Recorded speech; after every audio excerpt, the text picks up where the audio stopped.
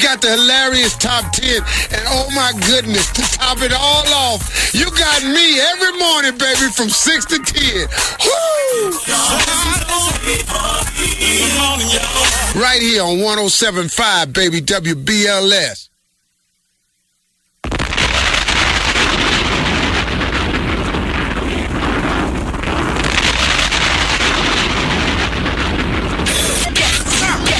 Let's get it on. Wendy, man. Girl, you were scandalous and I loved it. Your show is the best show on the air. The Wendy Williams Experience.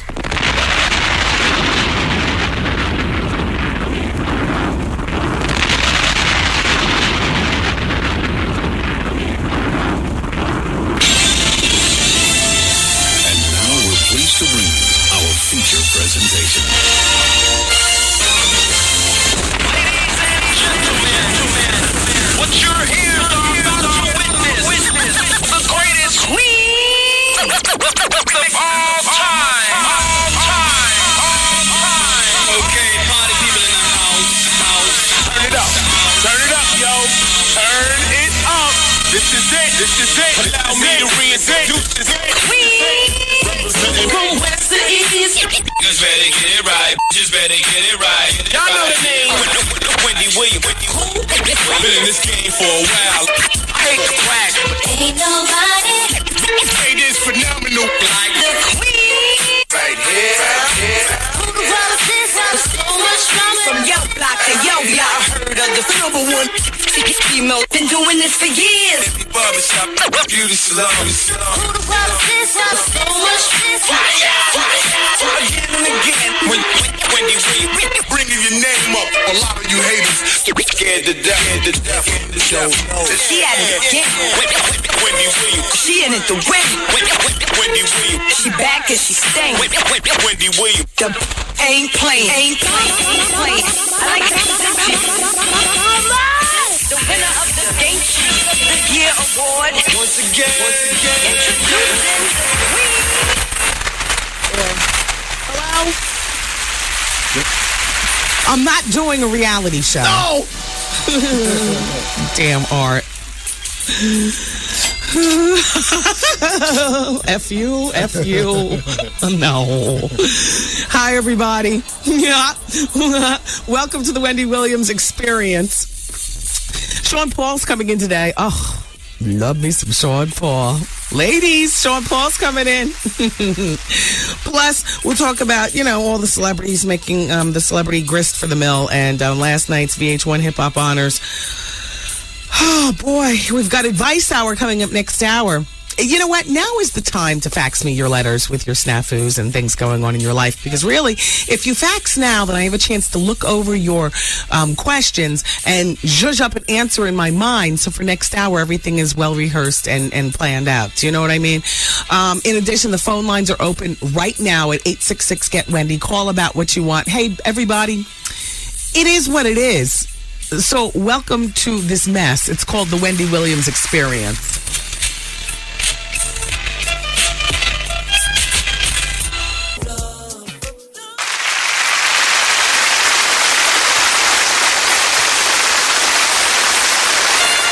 Ladies and gentlemen, it is with great honor and distinction that I introduce to you the queen of all media, Wendy Williams. Woo! I can feel it. Ow! Hey! Come on, Artie.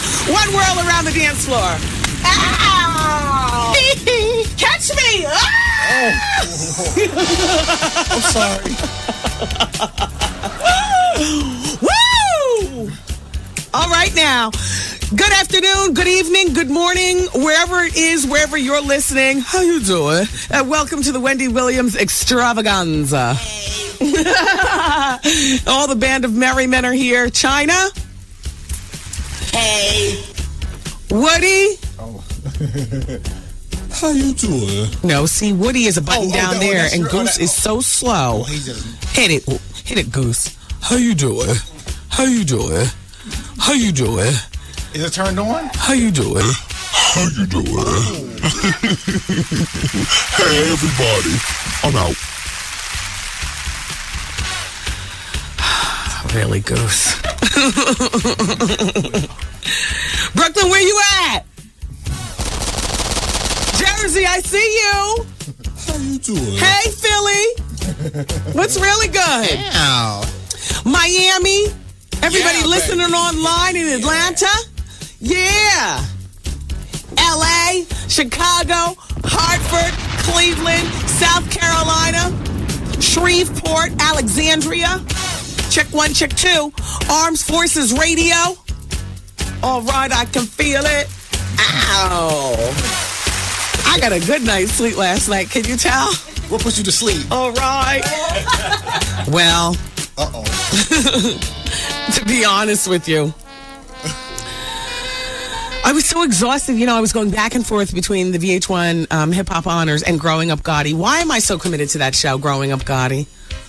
I am so committed to that damn show. And it's really a show about nothing, but I'm committed. I am there.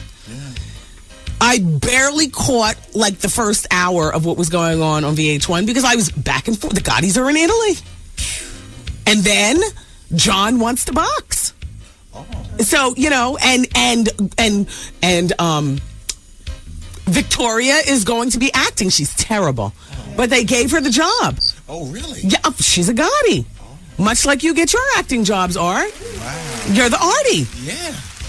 They might not tell you that, but let's be real. It happens. You've jumped the line ahead of a lot of lesbians to get up there on stage. Yeah. Meanwhile, I'm being seduced by LL last night. And a little by Nelly. How you doing? They both looked great. Yeah. Let's go to the phone. Hello? Yeah, Wendy? Hey! How you doing, sis? How are you today, sir? I'm all right. Listen, What? somebody shot me out yesterday. Who's that? Somebody talking about they're 45 years old. Talking about Gerald with baby mama dramas. Hello? Frightful Hello? Wendy. Frightful Wendy. Hello? Hello. Hi, it's Wendy. Hi, Wendy. How are you? I'm fine. How are you? Fine, thank you. I just have one question. Okay. Why is it at every show where there's black people or like Here she goes. laughing? Here you go. No, because every time I look at a show with like a black awards or something, Bishop Don Juan is on there. What's that about? Well, you know, this whole fascination with pimpdom. Yeah. I've had it about up to here with this mess. I have had it up to I don't know where with it. I think it's disgusting. But on the other hand, Sierra looked fabulous. She sure did. And little Bow Wow couldn't handle that. He can't handle that. And he's not handling that. Well, I don't know. I talked to my girlfriend Lisa while LL was performing, and she said she had her hands between her legs. She had to go. I said, what? LL looks fine. No matter what they say. Yep. No matter what. Right? He always brings it on. Damn. And what about Nelly as LL? He did okay. Oh, shut up. You're a hater. What? What? I'm about to hang up on you. No. Why is that whenever there's an award show with black people, there's always got to be haters calling the day after? Never give him props. Man, that Nelly, he did it. He did good. He actually looked like him a bit. Okay. The hat pulled down. What'd you think about Salt and Pepper and Spinderella? And, I loved it. Yeah. I loved the En Vogue reunion thing. Yeah, it was. They were really good. That was nice. Yeah. All right. Thanks for calling. Thank you. Bye-bye. Bye-bye. Hello. Hi, it's Wendy. Hello. Hi, Wendy. Hi. How are you? I'm doing well today. How are you? Good. I've been trying to call for weeks. I was calling because I saw you at the Laugh Factory, and I must say I really enjoyed it. I had a great time. I'm glad. You looked great. Thank you. The only thing I have to knew it. complain Here about she is the heat. It was so hot in there. Well, what do you think happens when you get a bunch of Negroes in a room? Laughing and yeah, drinking. But they had no air conditioning. Laughing, drinking, and eating high blood pressure Negroidian buffet. Now, I had fun in any event. You know what, though? The air conditioning, this is the time of year. Like, what are you doing at your house? For me, I've turned the air conditioner off at my house. What are you doing? Hello? I didn't know. Yeah, no, never mind. Bye. Yeah, what are you doing at your house, Art? Heat, air, or windows open? Windows open and fan. Windows open and fan. We turned off the air conditioning, and I don't really much like nature, so we don't open the windows. We just, deal with the germs that are in the house. Hello? Yes. Hi. Hi. How are you? Fine. So what's going on? No, I just want to say the show yesterday, Big Daddy Kane, he rocked it. Oh, yeah. A shout out to Big Daddy Kane, too. Shout out to Big Daddy Kane, and I also want to give a shout out to Dawn. Oh, who's Dawn? Dawn is my coworker. Oh, okay. Well, thank you for calling. Okay, thank you. Bye-bye. Bye. Yeah, I got to share something with you about Big Daddy Kane in just a moment. Remind me. Hello? Hi, Wendy. How you doing? I'm doing well. Hi. My question is, when you announced that Sean Paul was going to be on the show, it reminded me of a question I wanted to ask regarding, because I know he used to date Blue Cantrell. Uh-huh. Yeah. That's right. Right. So I heard a rumor that Blue Cantrell and Michelle Rodriguez are item, and I was wondering if you knew anything about that. Well, hey now. I don't know anything about it, but it's not beyond me. Michelle Rodriguez is a bit tomboy around the edges. Blue Cantrell reminds me of that girl from Total back in the day. Wasn't really committed to the lesbian thing, but would go any which way the dollar flowed. Oh, exactly, because she has really no career at the present time. Do you know the girl I'm talking about from Total? Yeah, the lighter skin one? No, yeah, the light skin one. Not.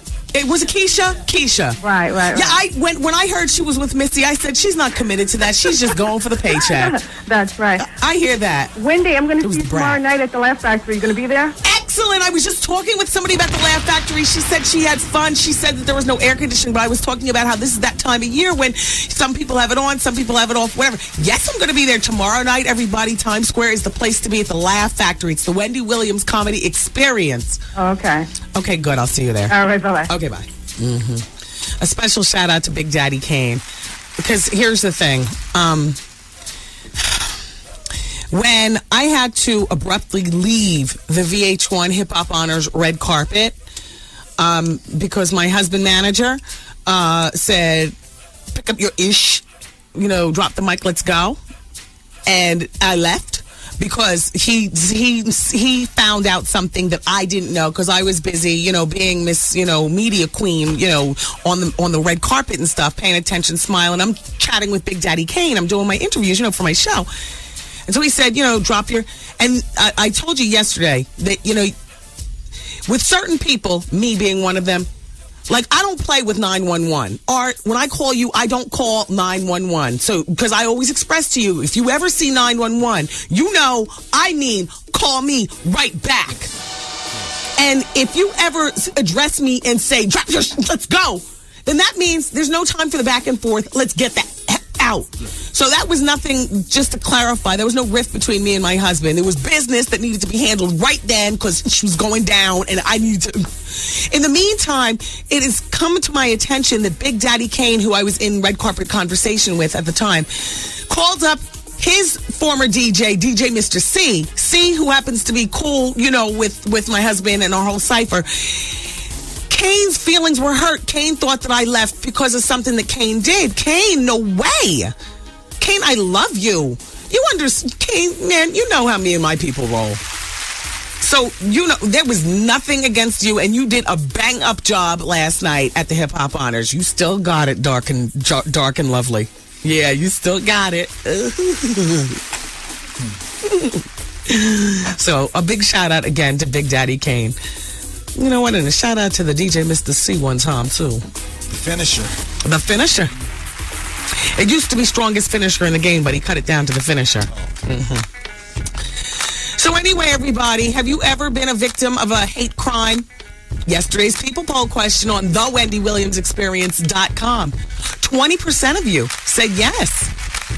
80% of you said no. I'll give you the new People Poll question for today as we continue. Keep it here. So, Whitney, is there drug use at this present time? Who are you talking to? To you, Whitney. You. No, you're not talking to me. I'm a mother. Only my mother has privy to that information. You talk to your child about that. Don't ask me no questions like I'm a child. Don't ask me like I'm a child, because I'm not a child, Wendy. The Wendy Williams Experience. Hey, this is your man Steve Harvey, and I'm coming home this Friday, baby. And where is home? Harlem, New York. My first love ever in New York City, baby, was up in Harlem. We will be there. The Steve Harvey Morning Show. Come and meet myself, Jackie Reed, and my nephew Tommy. Friday morning, broadcasting live from the world-famous Apollo Theater, starting at 6 a.m. Doors will open earlier than that, so come on, get in line. We're going to let you in. And at 6 a.m., I walk out, baby, and it'll be on and cracking. Oh, God, I have turned the Apollo out too many times for me to miss. This Friday morning from 6 to 10, the Steve Harvey Morning Show is at the Apollo Theater. Come and meet us. Oh, like you ain't never seen us before. The Apollo Theater is located at 253 West 125th Street between Adam Clayton Powell Boulevard and Frederick Douglass Boulevard. Special thanks to Sylvia's Restaurant, proud to provide 4-year scholarships to Harlem students. The Steve Harvey Morning Show broadcasting live from the world-famous Apollo Theater starting at 6 a.m. in the community with 107.5 WBLS. I see Paul Mooney turned things out at the BET Comedy Awards. Well, let me just explain how it went down. First of all, apparently this was pre-recorded because I don't normally watch the BET Comedy Awards.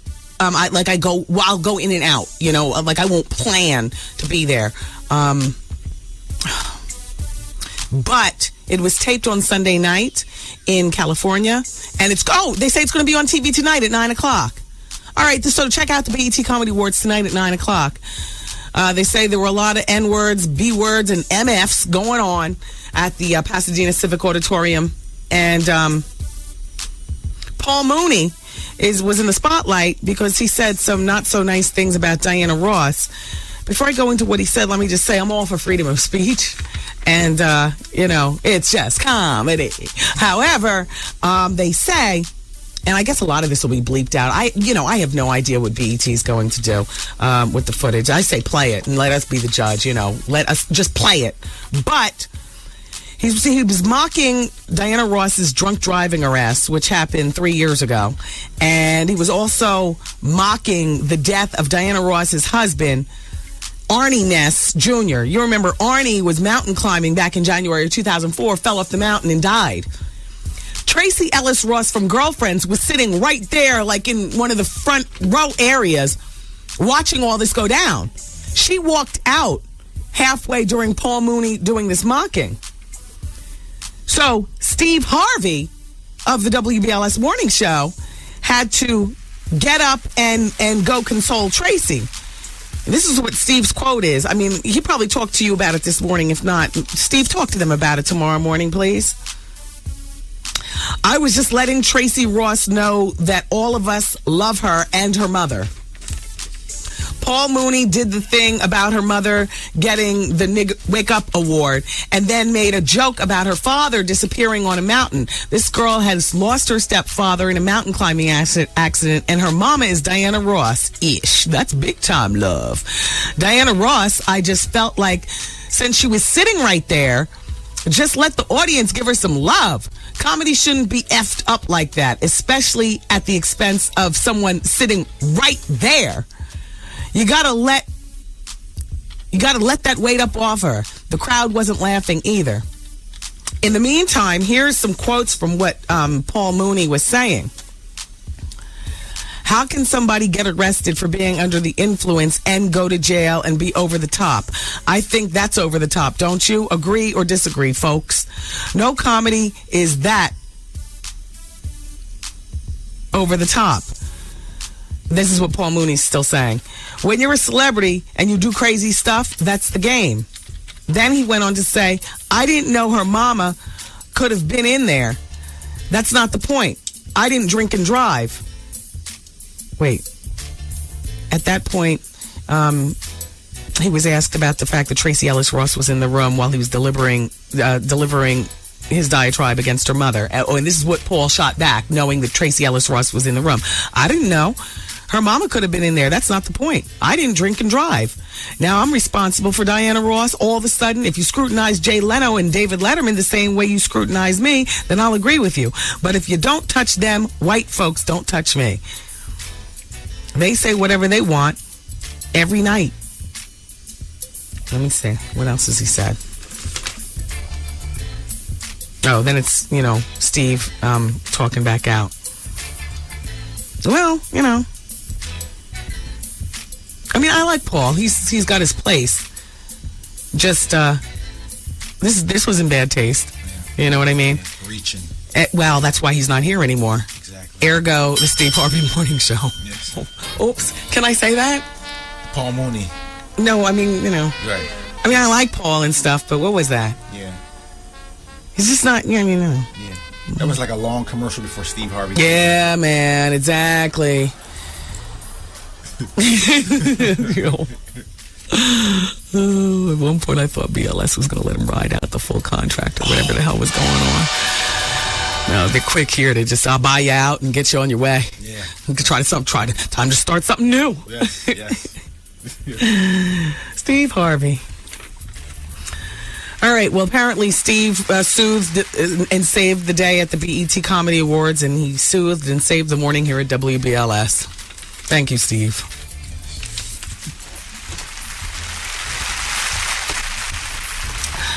All right. What am I doing here? Oh, this hour of the Wendy Williams Experience is brought to you by the Newton Learning and Recruitment Center. They got a lot going on there pertaining to after-school tutorial programs and whatnot for your kids. You need to check them out. Oh, I want to talk with you about LA weight loss. 1-800-448-TRIM. It's 1-800-448-TRIM. So, I lost my weight on LA weight loss. I've maintained the weight loss. I lost over 15 pounds. It took me 3 months. I did it about 18 months ago, and I still feel fabulous. I can tell you that being a person who's battled weight all of my life, and it's still an issue to me because now that I finally look the way I've always wanted to, I battle to stay this way. It's been a while since I've had dreams that I turned the other way. Like when I say a while, I mean, easily 18 months. Every once in a while, I'd have dreams that I'd fall down and my teeth would fall out. And also that, somehow, I walked into a room and I was dressed in a big muumuu and, back to where I was. Thank you, LA Weight Loss, for making my dream a reality of not being that way. And I want to shout out to my LA weight loss counselor, Diane. If you go on LA Weight Loss, I can tell you one thing guaranteed. Number one, you will not go hungry. There is no food group off limits. Some, diets, they don't want you to eat something sweet. They don't want you to eat cheese. They don't want you to, please. Not only that, number two, your LA weight loss counselor will be there for you when you need him or her. And even when you don't, they're there for you. Everybody gets a weight loss counselor. It's like having a personal shrink to help you deal with losing weight, the newfound attention that maybe you've never been used to, and reacclimating yourself into society as a smaller person. I don't care whether it's 20 pounds or 200 pounds that you have to lose. LA Weight Loss is for you. And they are affordable. They are affordable, make no mistake. The pill popping, the constant sweating back and forth at the gym, listen, not with LA Weight Loss. Call them and find out what millions of people already know. The holidays are coming. Wouldn't you love your family comes into town? Wow, look at you. That's right, look at me. Thank you, LA Weight Loss. 1-800-448-TRIM. That's you. 1-800-448-TRIM. Call the number and listen, tell them Wendy sent you. 1-800-448-TRIM. It's LA Weight Loss. And one more thing. I know it's Tuesday, but there's no harm in planning out the rest of your week. Tomorrow night's the Wendy Williams Comedy Experience at the Laugh Factory. That's your Wednesday taken up. Doors open up at 8 o'clock. Comedy starts at 9 o'clock. Shout out to Capone, the gangsta of comedy. Artie, I got a fax here regarding you and your stage presence. This person doesn't say their name, but they say, I can't wait to catch you at the comedy show tomorrow night and see your stage jokes. And she goes on to say other things, but that's one thing that she says. People actually look forward to your routine, Art. Yeah. Are you working on something nice? Yep.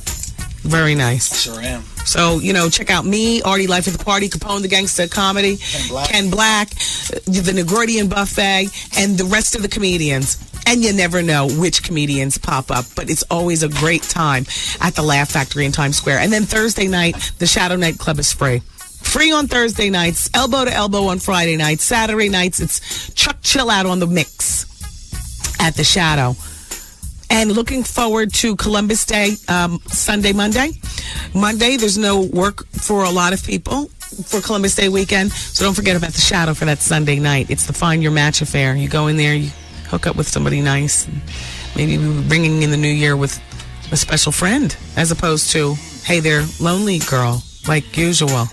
I mean, it happens. Do you know what I mean? One thing that was really cute, I'm sorry, do we have to go into the break?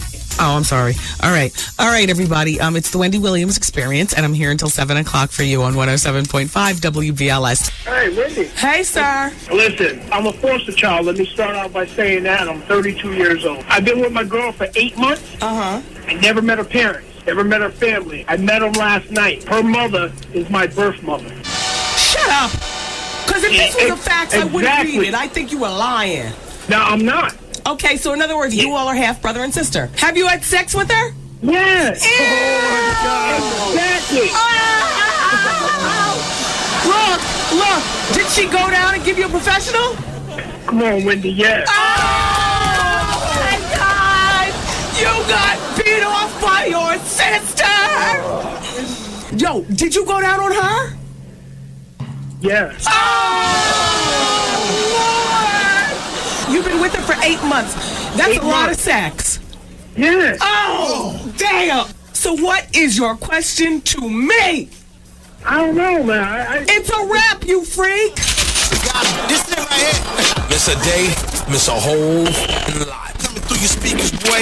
It's Wendy, man. Hey. It's the Wendy Williams Experience. Okay, so where we left off, I was giving you the results of yesterday's People Poll question on the WendyWilliamsExperience.com. And the question was, have you ever been a victim of a hate crime? 20% of you said yes. 80% of you said no. Today's question is, have you ever had a crush on a family member? Okay, me first. My cousin Mark from Springfield, New Jersey. Mark is about 7 or 8, maybe 9 years older than me. 7, 8, or 9 years older than me. So you can imagine, like, when I was 8, he's, a teenager, driving and being cool. When I'm 10, he's, all off in college, being cool, all strapping and big. Man, I had a crush on Mark. Mark Seymour. Yeah. So what about you? Oh, I used to love, and my other cousins were more my age, but I didn't really much care about, where's Mark? But you could never act it out. You could never say, because first of all, you get the tease. Second of all, that's your cousin, so of course it's wrong. Even at 10, what you're, First cousin? Cousin enough. Okay. You know what I mean? Cousin enough. Okay. So after second, it still matters? It all matters. It's all some freak mess. True. Wrecking family and making things awkward. Right. I don't deal, first cousin, eighth cousin. It's the same thing when we're talking about love. True. No, it's wrong. Just like stepbrother, real brother. You're not in love with either. And don't think about getting married. He's my what? I don't care. Nope. Well, we didn't grow up together. Our parents just got married. He's 26 and I'm 22. I didn't know I didn't know he'd be my stepbrother. Our parents didn't date until after we met. Well, end it. Wow. Somebody draw. Either your mother marries his father or you marry him. But if it's not, no, everybody's not getting married. Right. It's wrong. So have you ever had a crush on a family member? I'm scared to ask you if you've ever had sex with a family member. I'm nervous, you all, so I'm not even going to go there. Maybe at another time. But have you ever had a crush on a family member? You can go to thewendywilliamsexperience.com and feel free to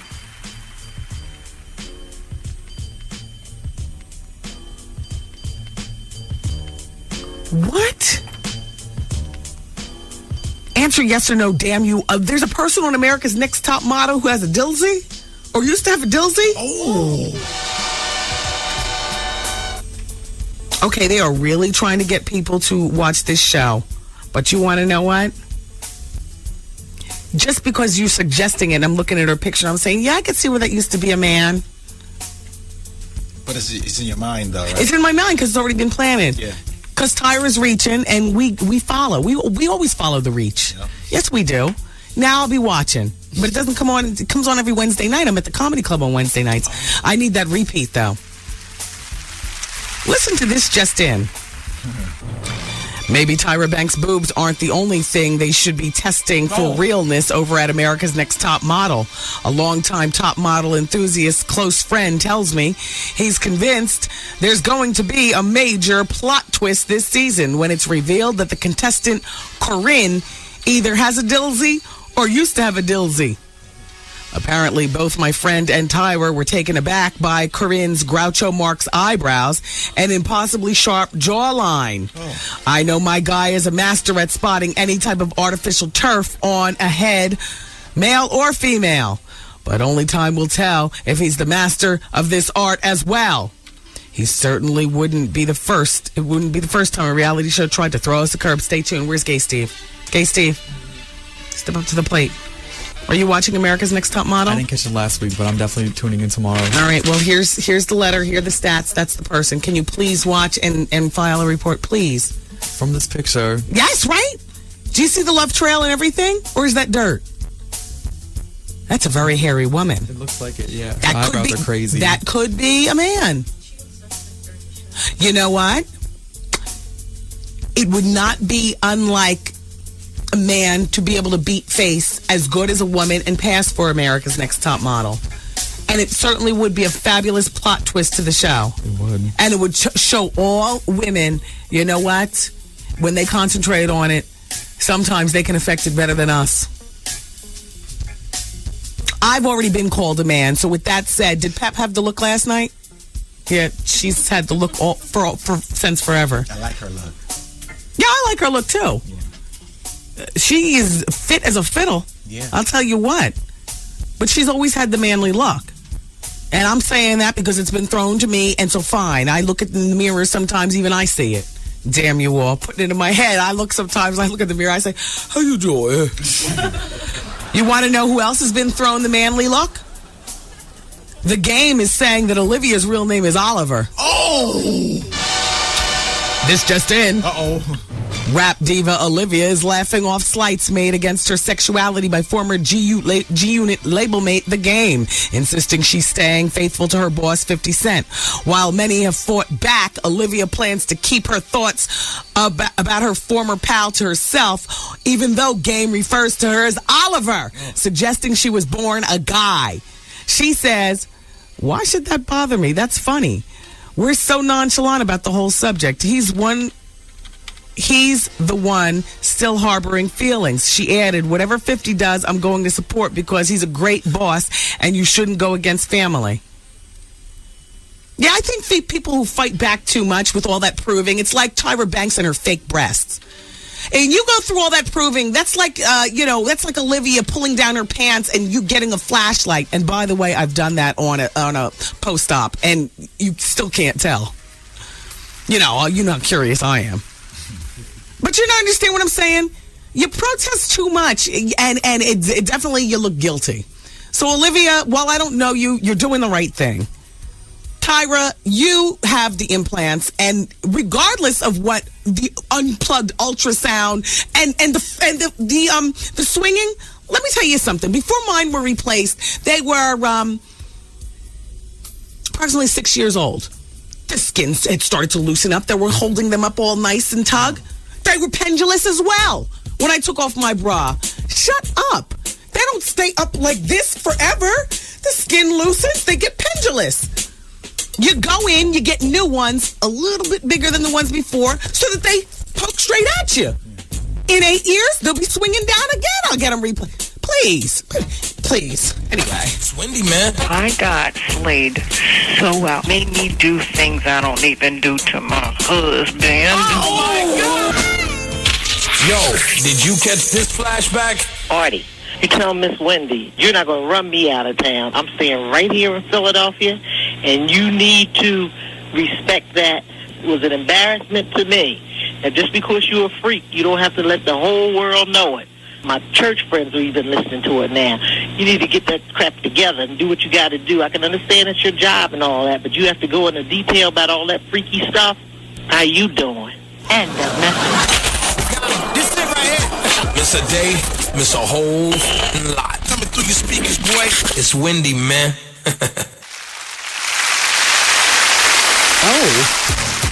Oh, and it's Advice Hour here on the Wendy Williams Experience, everybody. Got some people on the telephone. Don't forget, Sean Paul is coming in next hour for the Hour of Truth. A special shout out to Victoria Dillard. She's faxing in her favorite moments of 2005. You guys, don't forget, we're asking you for that. That's going to help us put our best of show together as we round out the year. She says, my favorite moment of 2005 was during Rolanda Watt's appearance. I loved it when she said that she listened to your book while stuck in bumper-to-bumper traffic in California, and even said that you brought out the soft and pink in her. All right, so Trev Hollywood, we got to vote for Rolanda Watts. Also, shout out to Truth.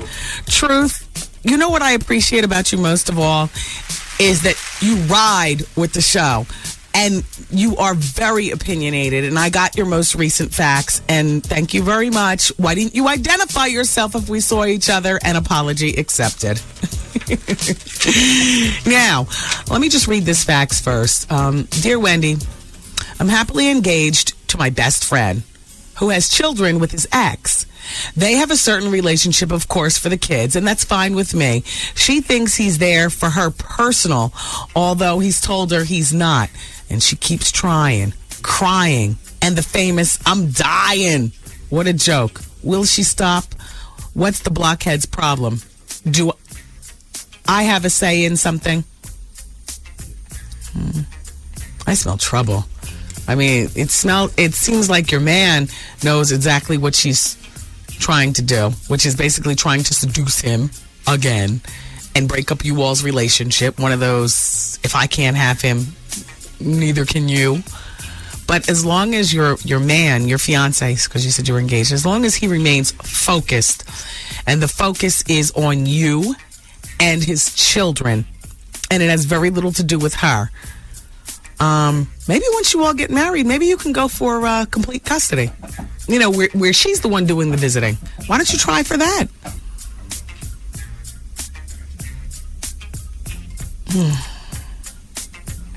This is what she says. She keeps trying, crying, and the famous, I'm dying. Isn't that something? You know women like that. Come over here. You know, I smell trouble. And it all seems nice now. I wish you luck with your engagement, you know, that actually turns into marriage and, you know, success on your marriage. Oh, I smell a rat, though, and it's her. This is the one that'll tell you that the kids are, you know, having bad dreams and you need to come over, that the kids. She is going to try to break up your marriage, if you even get to the marriage point. I hope that your man, because your man is the key to this, I hope he is strong enough to hold this situation down. And I wish you well. Hello? Hi, Wendy. Hi. I just had, I needed advice. Okay. I was dealing with a guy while we were in a relationship or whatever, and I got pregnant, and he was only, you know, he pampered me, he dealt with only me. And when I found out I was pregnant, he had talked me into keeping the baby, because I cried a little bit. So, you know, I went along with it or whatever, you know, I thought about it, I was like, maybe this may be a good thing. And, I went up to 2 months, and we had gotten into an argument, and, it wasn't an argument, it was about to turn into an argument, where he jumped at me, and because I was abused in a prior relationship, instead of me hitting him, I called him a son of a bitch, and, you know, I guess he felt as though he was very disrespected. Okay. So, at that time, after, you know, I called him a son of a bitch, he started telling me, you know, you gotta get rid of the baby, you gotta get rid of the baby. So I was tormented for like 2 weeks straight. And when I decided I was going to keep the baby, he tells me, I don't want to be with you. So then the next day, I lose the baby. And 2 days after losing the baby, he tells me, you know, I need time away from you. I need time and space.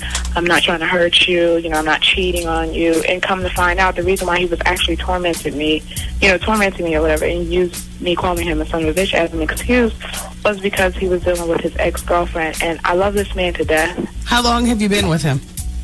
I was actually with him for maybe 4 months, and you know, unfortunately, I got pregnant early. Yeah, way too early, and you're talking about love way too early, and all this is happening way too early, and you sound like you're a really needy woman who could possibly use backing off of all relationships to examine why it is that you are so needy that you would have sex repeatedly with a man, only knowing him for 4 months, get pregnant. And so what's your question? My question is, like, how do I, you know, get over an individual like this? And then when I found out that he was cheating on me with his ex-girlfriend towards the end of the pregnancy. It's barely cheating. He was only with you for 4 months. Go ahead. But when I found out or whatever, I confronted her. Okay. Okay. Here's the thing. You need to leave him alone because he is not the major problem in your life. The major problem in your life is you.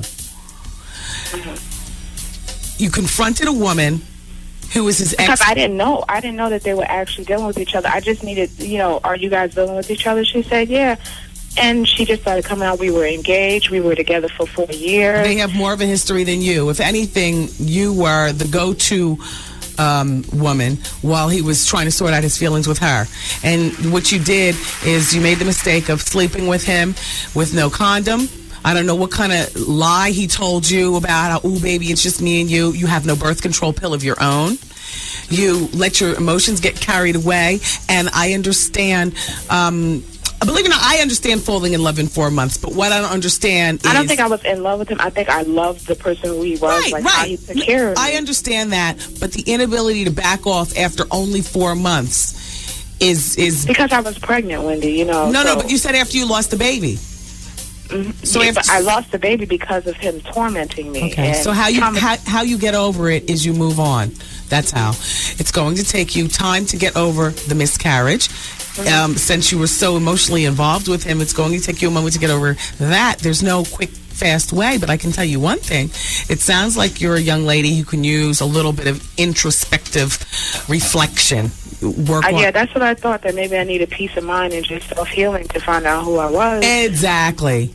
And, I say that you're doing the right thing. Do you have a job with insurance? Yes, I do. I have a career, actually. I have a career. I'm a college graduate. I have Excellent. A career, stuff like that. Why don't you grab some counseling? I'm sorry, what? Counseling. Oh, counseling. Yeah, I thought about that, too, like just sitting down and releasing everything. Because I was abused in prior relationships, physically abused and stuff like that. Okay. That's what you do. Take it from someone who knows. Counseling can be a world of help.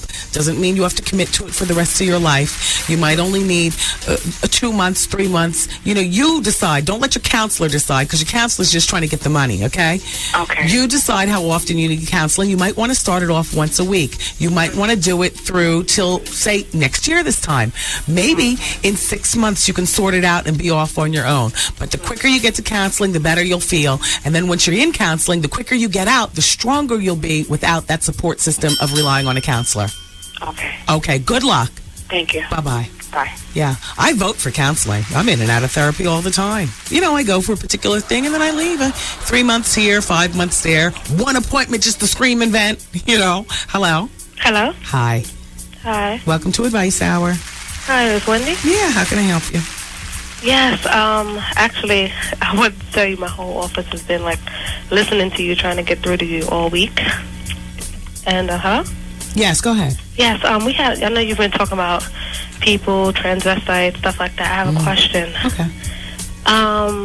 There's this rumor that we want to clarify about Johnny Gill and Eddie Murphy. Okay, this is Advice Hour, and we're not clarifying that, but thank you very much for calling. Hello? Hello? Hi. Yes. How are you? It's Advice Hour. Hi, how are you? Good. I was just calling in because I really didn't have any advice. I just want to make a comment about the Hip Hop Honors last night. Okay, take my fax number down, 866-WendyFax, and you can fax it in. Thank you for calling. Hello, hi, it's Advice Hour. Hi, Wendy, how are you? I'm doing fine, how are you? Good, good. I think I know what I'm going to do, but I just wanted to know what you thought. Okay. I was with my friend for 3 years, and we haven't had any sex for a year, but I stayed faithful to them. And my thing is, I still have a credit card with them, and I've been paying the bill. Oh. Now, should I continue to pay the bill or just give them their card back? Okay, you have, all right, whose name is the credit card in? It's in both of our names.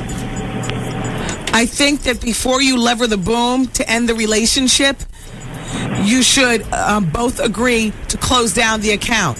Because if you I tried to email him and he wouldn't email me back or nothing. I just paid the bill yesterday and I don't know what to do. Check 1 2. Check 1 2. You need to keep a cool head until you can get him to agree to close this account down. Because if by physically giving him back the card is not taking your name off the responsibility, he will jack that card up, not pay it, and your name will be a part of the bring down of that. So he's the primary. He just gave me the card to help me build my credit. You need to call the credit card company and ask them how liable you are on this account. Because I don't know anything about I don't share credit cards, so I know nothing about, the primary versus the secondary person. You've been the one paying the bills, which shows you, even though he was the primary one to get it, you're the primary one paying it. I would call the credit card company and find out what your responsibility would be. And before you do anything drastic in terms of your relationship, I would make sure that this account is officially closed out, your name taken off, the whole bit. Right, I was just going to mail him the card with the payment. Yeah, I made the payment. Just leave me the hell alone. Nope. Call the credit card company and find out what your responsibility is. Because shoot, I have to go through all of that. I love your show, and Artie, I'm going to come to the bowling alley. I'm going to come see you. Oh, he doesn't go to the bowling alley anymore.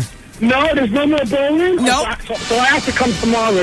Yeah, you have to be at the Laugh Factory on Wednesday nights. Yes, I'm coming tomorrow. Okay, take care. All right, bye-bye. All right. Well, everybody, what kind of time do I have left on this particular break? 2 minutes, 15 seconds. Okay. I need to take a visit to the fax machine. In the meantime, I'm going to be taking your faxes and your phone calls for the next segment. The fax number is 866-WendyFax. Fax me your snafu, your questions to, little things going on in your life. Maybe you need a second person to weigh in, somebody who doesn't have to see you and judge you after I give you my answer. And that would be me. I'm not a professional. I'm just a woman with an opinion. Kathy Griffin, speaking of friends to the show, she's getting a divorce. And if she wants it, then I'm all for it. That's what divorce is for.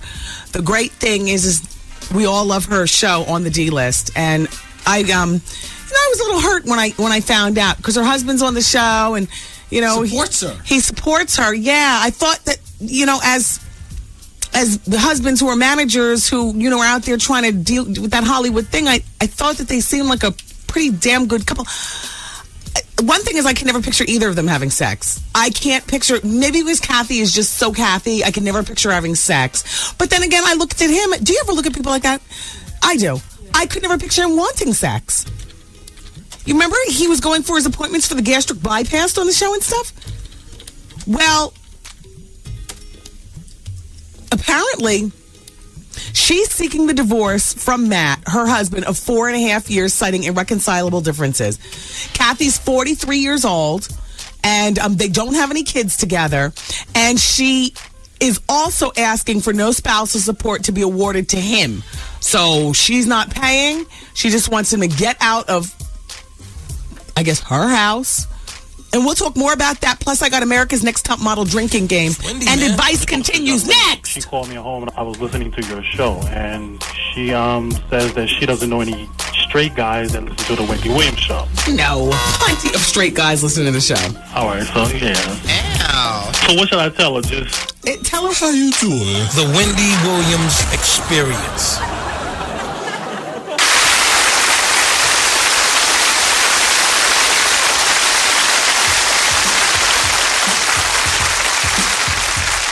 All right, everybody. Yes, there's something weird with the headphones. Okay. Hey, everybody, it's the Wendy Williams Experience. Chandra Paul. Coming up next hour for the Hour of Truth. He's got a new CD in stores. He is a sex symbol to women far and wide. I know here on the show, the girls just love the Sean Paul music, the look, the whole bit. So Sean Paul's coming up next hour. We will have a moment together before he comes in the first break of next hour, where I want to explain to you the rules of the America's Next Top Model drinking game, as recited to me from my friend Perez Hilton. Also, I'll tell you about the rapper who almost lost a finger on Saturday night. I'm going to give you an update on what's going on with D'Angelo. We can revisit the tranny on America's Next Top Model. We talk about Kathy Griffin and her divorce, Donald Trump and his baby Jay, and Misa Hilton Brim. Where is you, Misa? I want to play the phone game with you. You know, 2 rings for yes and 1 ring for no. We don't have to talk. I got my cell phone. You got my number. All right. We'll do that next hour, okay? All right. Somebody get Misa Hilton Brim so she can be by the radio. And remember, 2 for yes and 1 for no. I have some questions to ask you, okay? Okay, thank you. In the meantime, hello? Hello. Hi, it's Wendy. How you doing, Wendy? I'm sorry it took a moment. Oh, no, it's cool. Hopefully you can give me advice. I've been in a relationship for 4 years. Yes. And I've moved on, like, for the past 2.5 years, like, it's been on and again, like, on again, off again. I moved away to LA to go to college. This person is still in Philly. This person is getting locked up, but I really love this person. I keep getting locked up in and out of jail. Okay, this must be a man, because you keep saying this person. How you doing? It is. And you say all right? All right. Go ahead. Stop trying to play me, Wendy. Okay, he keeps getting locked up. Yeah, and I mean, like, I've graduated college. I'm starting my career. Everything's good for me. But I really love this person. I don't know if I should let him go or not. It's like we have no balance at all, because I'm up top and he's down on the bottom. And all the things that I thought was cute when we first got together is all the things that's messing up our relationship now. So it's time to break it off. He's gonna drag you down. Think so? It sounds that way. It sounds like you're on top of the world at this particular point, other than this man who keeps getting locked up. And, you know, you deal with somebody who keeps getting locked up, and before you know it, that same drama for getting him locked up is going to come right to your doorstep. Even after he's been in, like, every major thing that's happened in my life. Listen, my family and everything. The bail that he needs and all that crap is going to come right out of your salary, for which you've worked so hard earning your degree to get your... How can you bring him to the Christmas parties? I don't. That's the thing. Like, our relationship is a secret. Okay. Because you're still in the closet. Yeah, and so this person is like a thug, you know what I mean? Like, not playing out of that, coming around my mom and stuff. stuff. I'm not going to judge you on staying in the closet, but you know I don't like that. However, I would pick somebody at least that can keep themselves out of trouble. Right. I'm not in the closet because I'm ashamed what I do. I just want to be professional. My mom... I'm not judging him. Half of your salary is going to go towards getting this boy bailed out on a regular basis. Leave him alone. And I wish you well with your degree and your career and like that. Thank you. All right. Take care. Bye-bye. Bye-bye.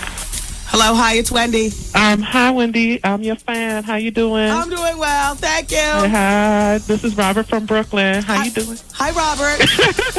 Oh, my coworkers want to say hello to you. Hold on. No, you hold on. Hello, Wendy. Yes. We love you. We love you, Wendy. Hey, you all. All. Robert. Huh? Come here. Huh? Come here. Hello, Robert. Can you hear me? Yeah, it's advice hour. Do you have a question? Yeah. Okay, Wendy, you first. I'm going through a debate whether or not if I should stay with this guy. I've been going out with him for 1.5 years now, and I just wanted to know, because of all the things, like, we only get to meet each other, like, 2 times out of a month. You know, I lent $40 from him one time before. Okay. And he, like, totally went off the wall for me to pay it back to him. Yeah. I know that there's such things like false dependencies, but this was like my only first time borrowing money from him. Yeah. We never go out. We're like totally home buddies. But, you know, I'm a gay male. right? And it's I was kinda hard going to find. ask you about the whole Robert thing, but then your voice is so femme realness. Wow. I used to sing, Wendy. Okay. Sorry about that. No, I'm a guy. Yeah, Robert, this is not your guy though, because this is a guy who's your home buddy who you only see twice a month. This is not your boyfriend. This is somebody that you are having sex with. We kind of got into the. Well, we didn't say I love you yet, but it's like I said I love you, and he never. Of course not, and he won't. Unless he needs to borrow money from you or needs something from you. No, he ain't borrowing no money. He's a lawyer. Robert. I'm a chicken boo. I'm sorry.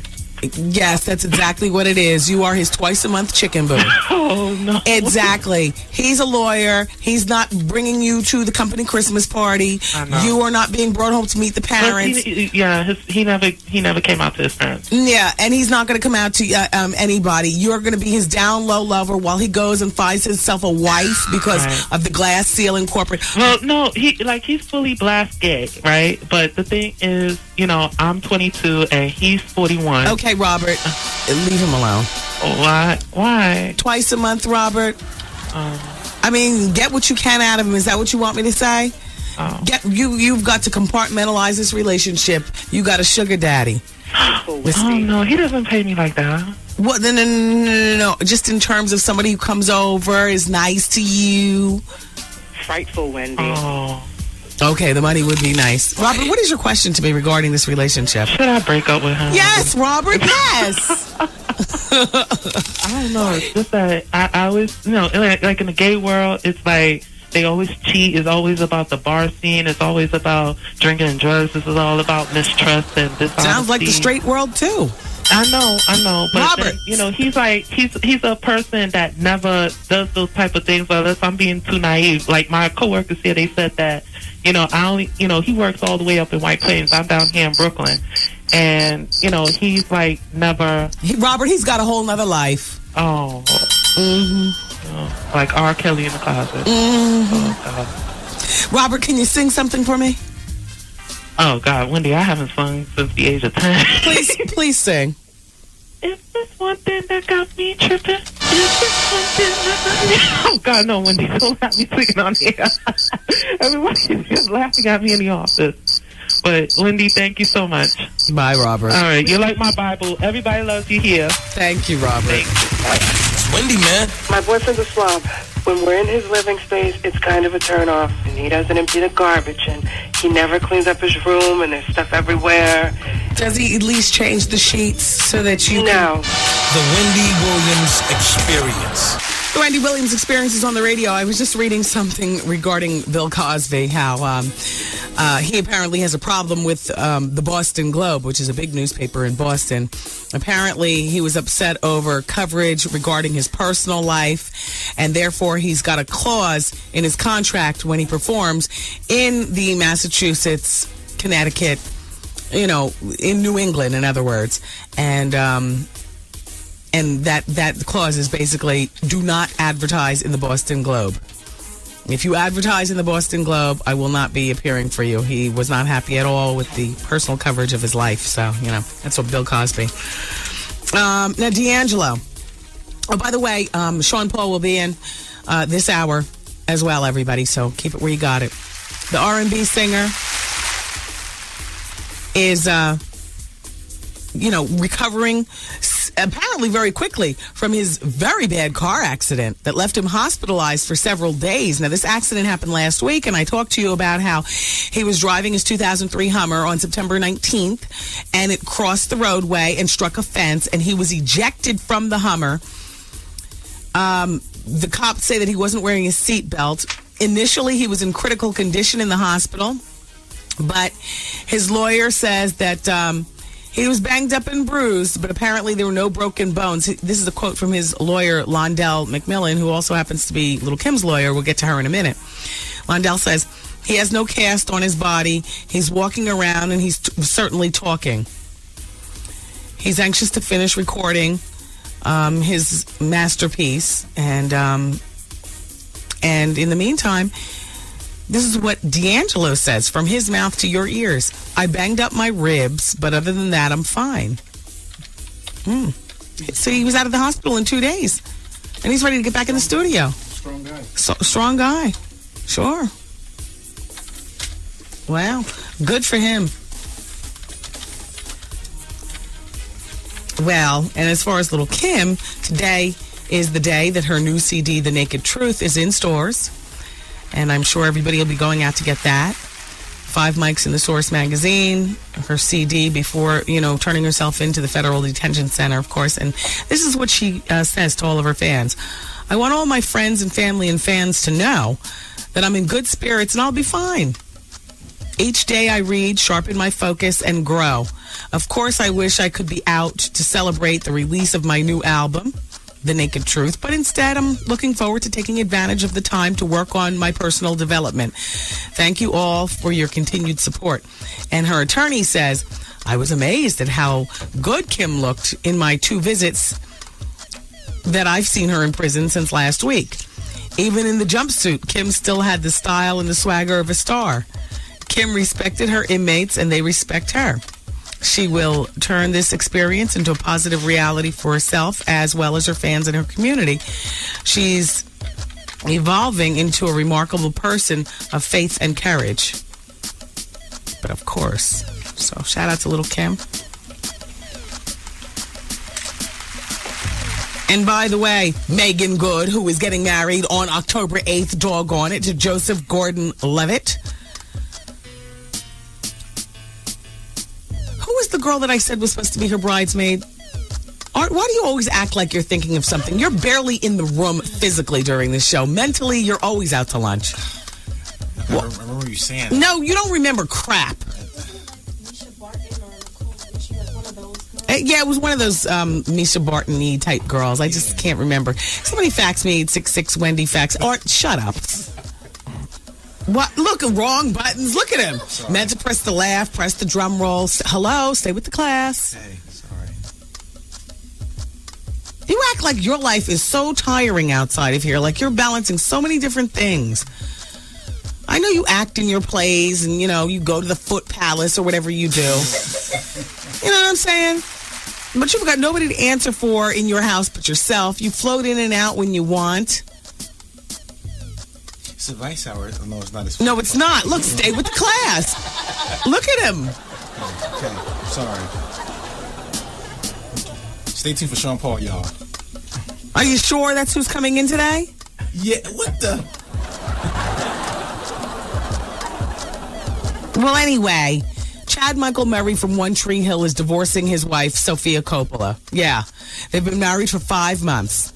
They got married too young. He's 24, she's 23. They were married in April. They had a big seaside wedding. The two met while they were filming One Tree Hill.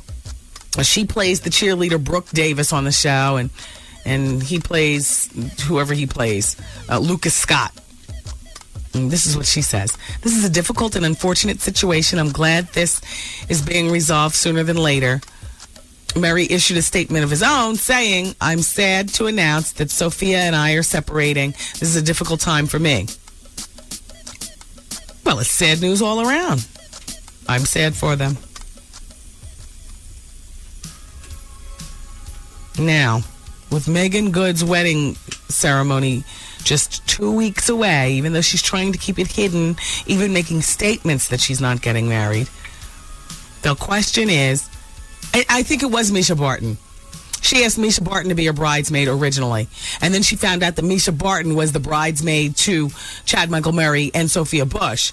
So then she said, oh, well, Misha apparently just takes this title very lightly. She agrees to be anybody's bridesmaid. So now I don't want her to be my bridesmaid. So Misha will be there, but she'll be in the audience, and I'll get a different bridesmaid. Yeah, we talked earlier, Kathy Griffin's getting a divorce from her husband, Matt. She's 43. They don't say how old he is, but they've been married for 4 years. It's irreconcilable differences. She's not paying him spousal support. She's already said that. I guess, just letting him know before he even comes in for the kill. I wonder if he ever got his gastric bypass. Since the show stopped filming. Donald Trump's about to have his, fourth child? Maybe his fifth with his third wife, Melania. Well, you know she had to lock it down. That's true. She had to lock it down and secure her future.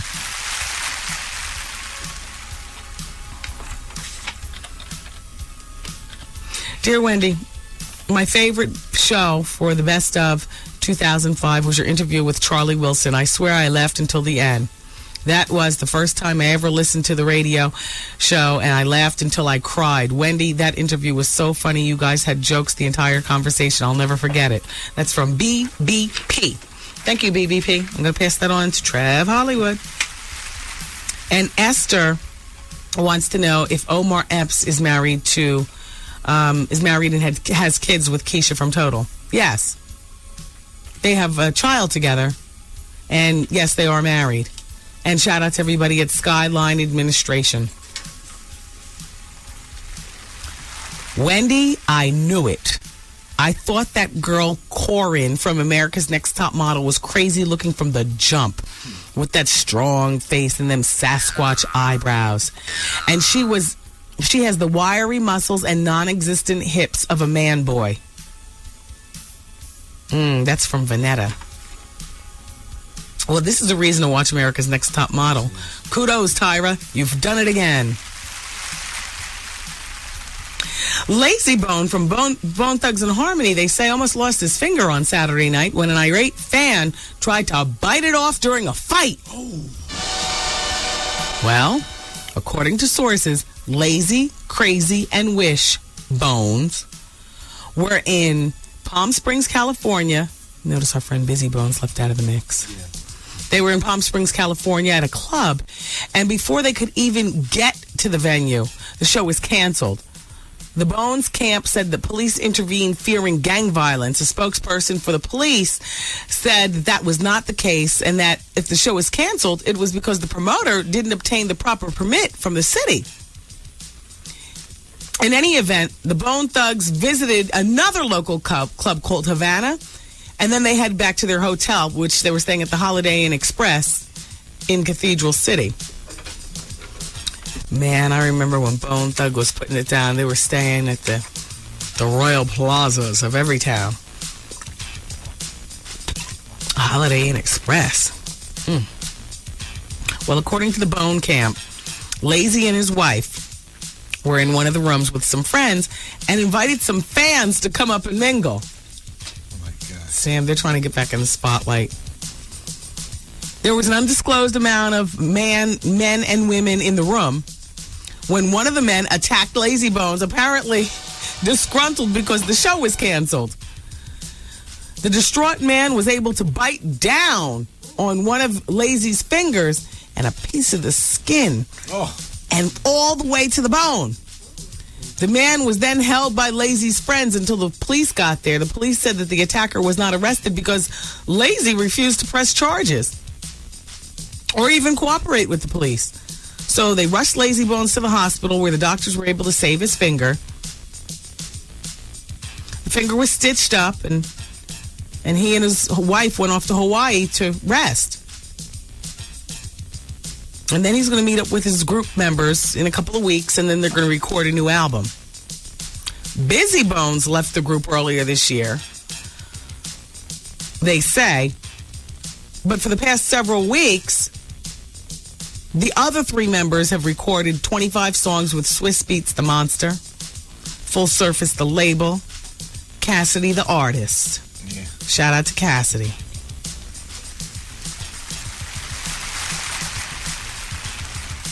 Plus, they received beats from 3-6 Mafia, Big Boy, and Kanye West. Oh, the Bones are going to be putting it down. In the meantime, Busy Bones drops his solo CD, Speaking in Tongues, today. And it's on the independent label 845 Entertainment. Yesterday, I was just asking what Redman is doing. We talked about Redman and Method Man, and Method Man was saying to some people overseas someplace, and it got back to me, that they're doing part 2 to How High. And I know Method Man is living a rather pared down existence on Staten Island now. I mean, compared to what it was. And I was wondering, did I wonder out loud or was that in my head? I think I was talking in my head. But what's going on with Redman? Well, he's just signed to be in a featured artist for a movie called True Crime New York City. It's the sequel to True Crime LA. What is that, a game? Anyway, it's going to be out in, yeah, it is, out in November. It's going to feature a song from his upcoming CD called Rush the Security. And his CD is going to be called Red Gone Wild. All right. Among the 80 songs in the game include The Ramones, Jay-Z, My Chemical Romance, Tribe Called Quest, Bob Dylan, Velvet Underground, some other ones too. All right. Well, Redman's still getting his hustle on. Shout out to Newark, the Brick City.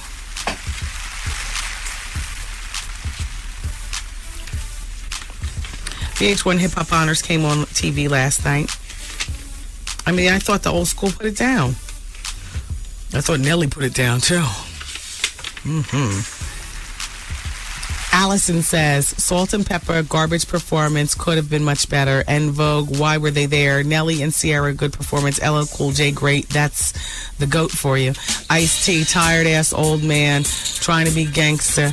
Puffy, is it me or did Diddy's body language say, I know I shouldn't be here, but I am out of replace. Wait. I do feel out of place. Jessica Alba, what about her? That was the one. Wendy, man. Presently, my husband just got discharged from the military. But now he's home, and I just want to tell him to get the out. The Wendy Williams Experience. That sounds like a lot of fun on Friday morning. Be sure you check him out there, Steve Harvey at the Apollo Theater. It's the Wendy Williams Experience until 7 o'clock, everybody. 25 minutes after 4 in the big city. Shout out to Melissa Morgan. Hey, Melissa, I hear that you're making a strong return with a new CD called I Remember. Well, she's signed to Orpheus Music, and the CD, Melissa Morgan's CD, I Remember, will be in stores on November 8th. This is a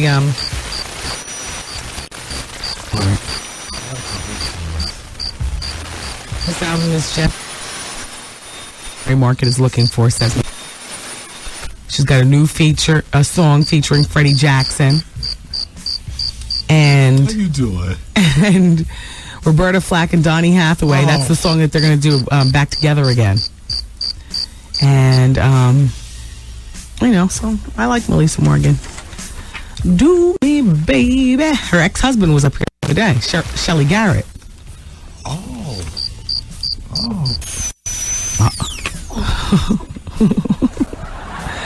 This hour of the Wendy Williams Experience is brought to you by New York Sports Club. You gotta do it.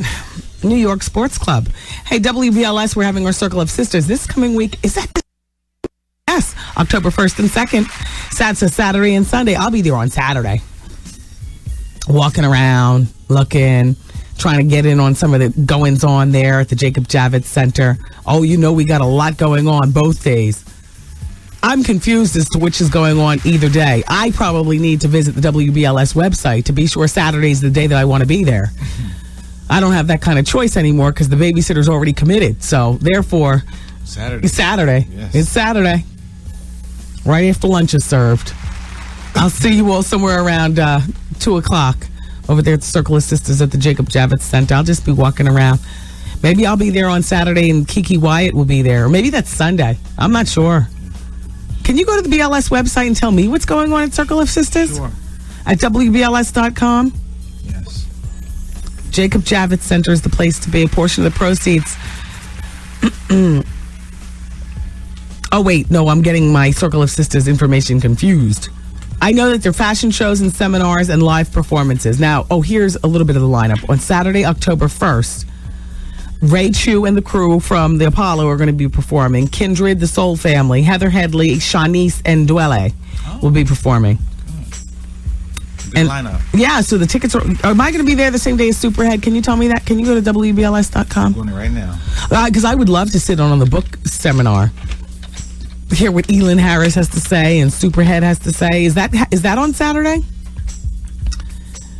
Well, tickets are on sale and they're going fast. You can go online at Ticketmaster.com or you can charge by phone by calling Ticketmaster at 212-307-7171. It's Circle of Sisters.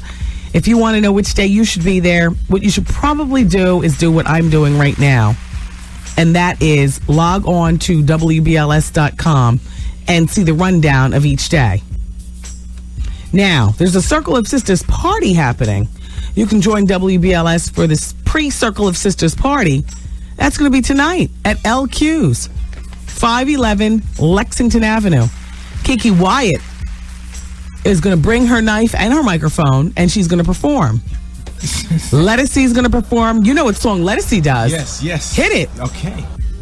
Oh, Lettucey, we play tribute to you every day. I wonder if they're going to do this song tonight at the party. That'd be hot. Not really. A song like this ruins the mood of a party. It's too slow. Yeah, plus, I think about the show. Yeah, the soft and pink. Yeah. Anyway, Jaguar, right? That's your ex-jump off. No. Yes. That's not my ex-jump off. Her husband is my ex-jump off. Boyfriend. Oh. Jaguar White's husband is your ex-jump off? No, Jaguar White's is my No, that's what. Did you hear what Art said? No. Caught him. Uh-oh. He is fine. Tonight's party at LQ's is hosted by Steve Harvey, and everybody there will receive free tickets for the Circle of Sisters October 1st or 2nd at the Jacob Javits Center. And a portion of the proceeds for tonight's party benefit the anti-domestic violence organizations. So bring your Circle of Sisters and your friends and your sister friends, and Steve's going to see you at LQ's tonight.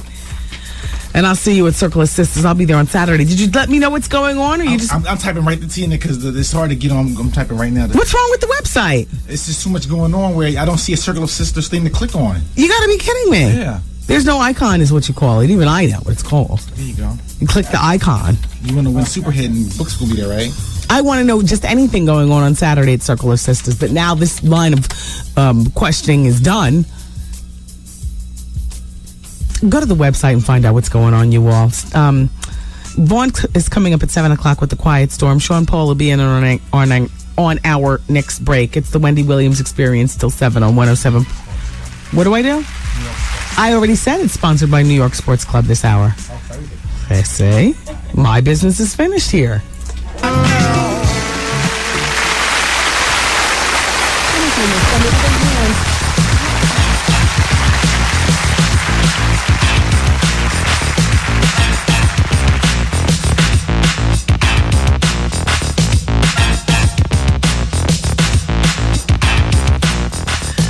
Wendy Williams Experience is still here. Is Sean Paul actually here? Has anybody checked? Gay Steve, you just came back from the office? Did you see him? Is there anybody back there? Elisa, where's Sean Paul? Elisa books the show. Anyway, you know what? Here's today's People Poll question. All right, first yesterday's. Have you ever been the victim of a hate crime? 20% of you said yes, 80% of you said no. The new People Poll question is, have you ever had a crush on a family member? Have you? You all are more interested, though, in the tranny on America's Next Top Model. Listen to this.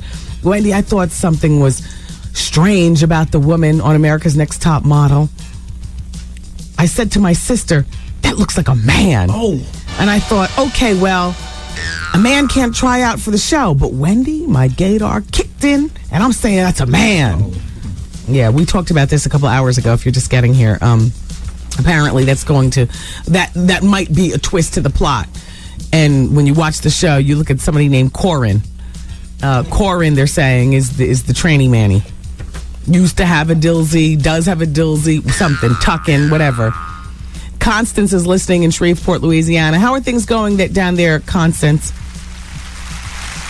She says, Wendy, first, I'm a huge Tyra Banks fan, but I was thinking the same thing as you regarding her boobs. If it's time for a new boob job, you will droop. After all, her guest, Anna Nicole Smith, said she was due for a boob job. But the way I am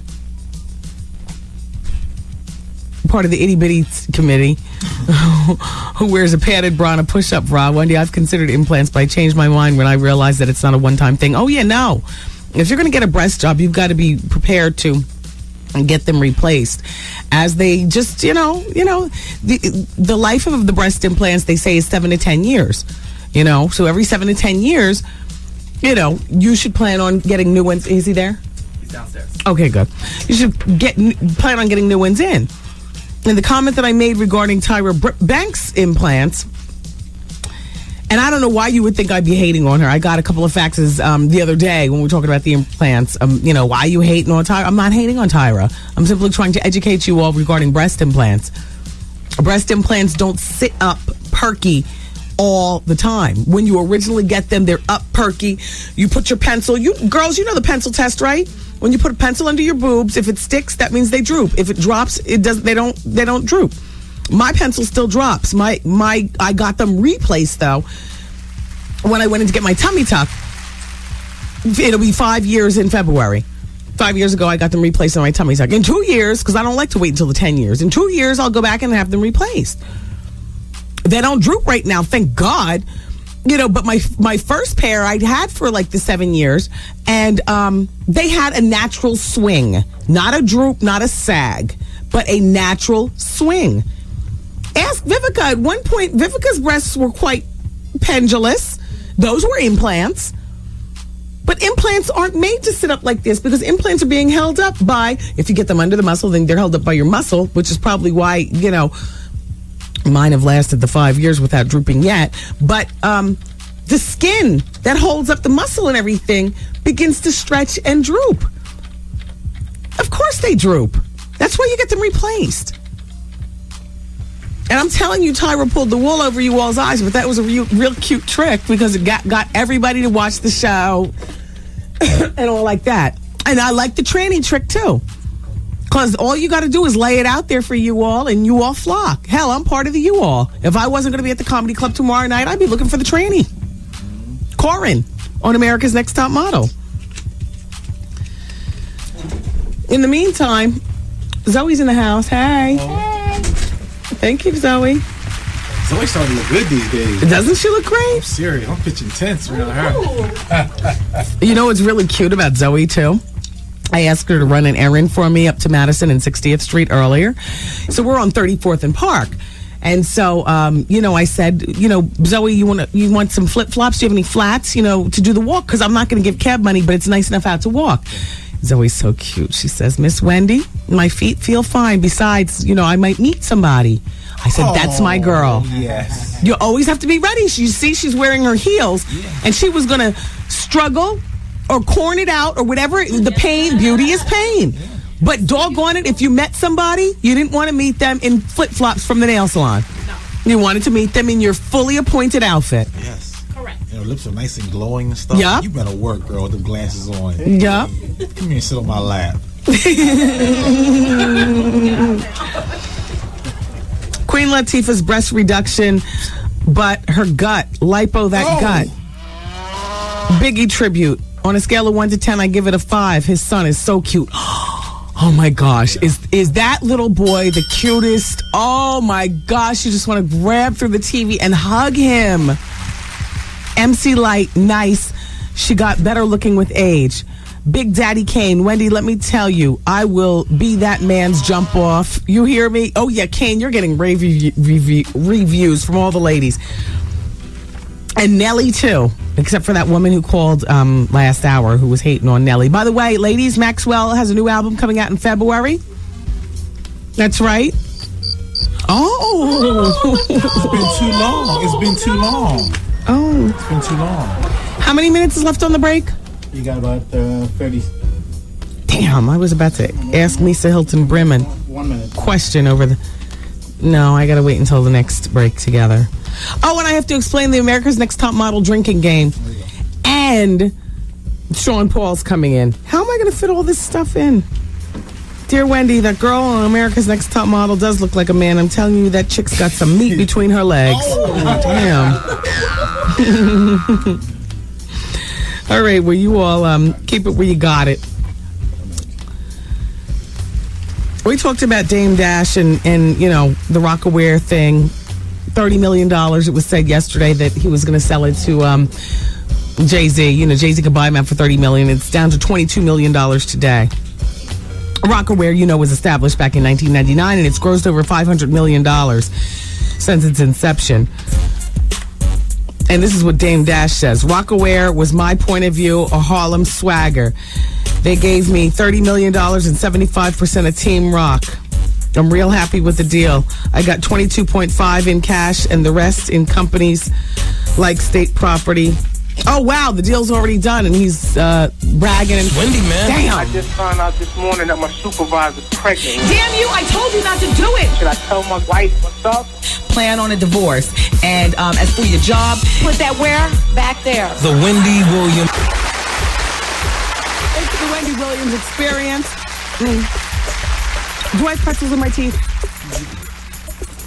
I don't want to be all up in Sean Paul. Wait, hold on. Yeah, wait, Zoe, don't open the door yet.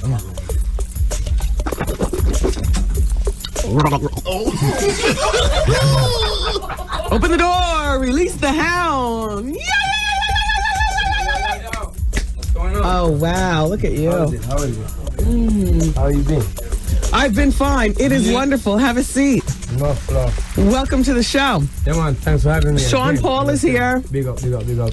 Such a good-looking man. Oh, much love, man. I noticed you've been dancing more Yeah. than you did when you first came out. Moving my thing, you know what I mean? Mm-hmm. Well, you have to move it or you lose it, right? Yeah, So, well, yeah. that's what they say. I just chalked it up to when you first came out, you were getting used to the whole concept of videos and being, you know, being in the spotlight, because you dance a lot now. I saw the new video. You're working it out. Yeah, my kind of dance. I mean, I used to dance, you know, by myself, or one or two people see me, you know, in a dance. I'm not one of those dancers that everybody, you know, checked out. So, but I couldn't dance. I can't move my things. So, Yes. You know, as I say, if you don't move it, you lose it. Yes, and you're You know a what I mean? choreographer into Tina. Her name is Tanisha. Tanisha. Big up Tanisha. Yeah. Did you, you know, Did I what? you know, put it down with her? Oh, definitely. We put it down on the dance floor, Oh, man. okay, just on the dance floor. No, you guys have very, very nice movements together. Oh, yeah? Yeah, it's kind of like when Puffy and Jennifer Lopez did the Dirty Dance. Yeah? They, you know, you just kind of figured something was going to pop off. Yeah, but I didn't think that was hot. It's not hot like my own. My dancing hotter. Yeah, well, you know, you do have that swagger about you, Sean Paul. By the way, you know, where are you going after this? Because I understand you're in quite the rush.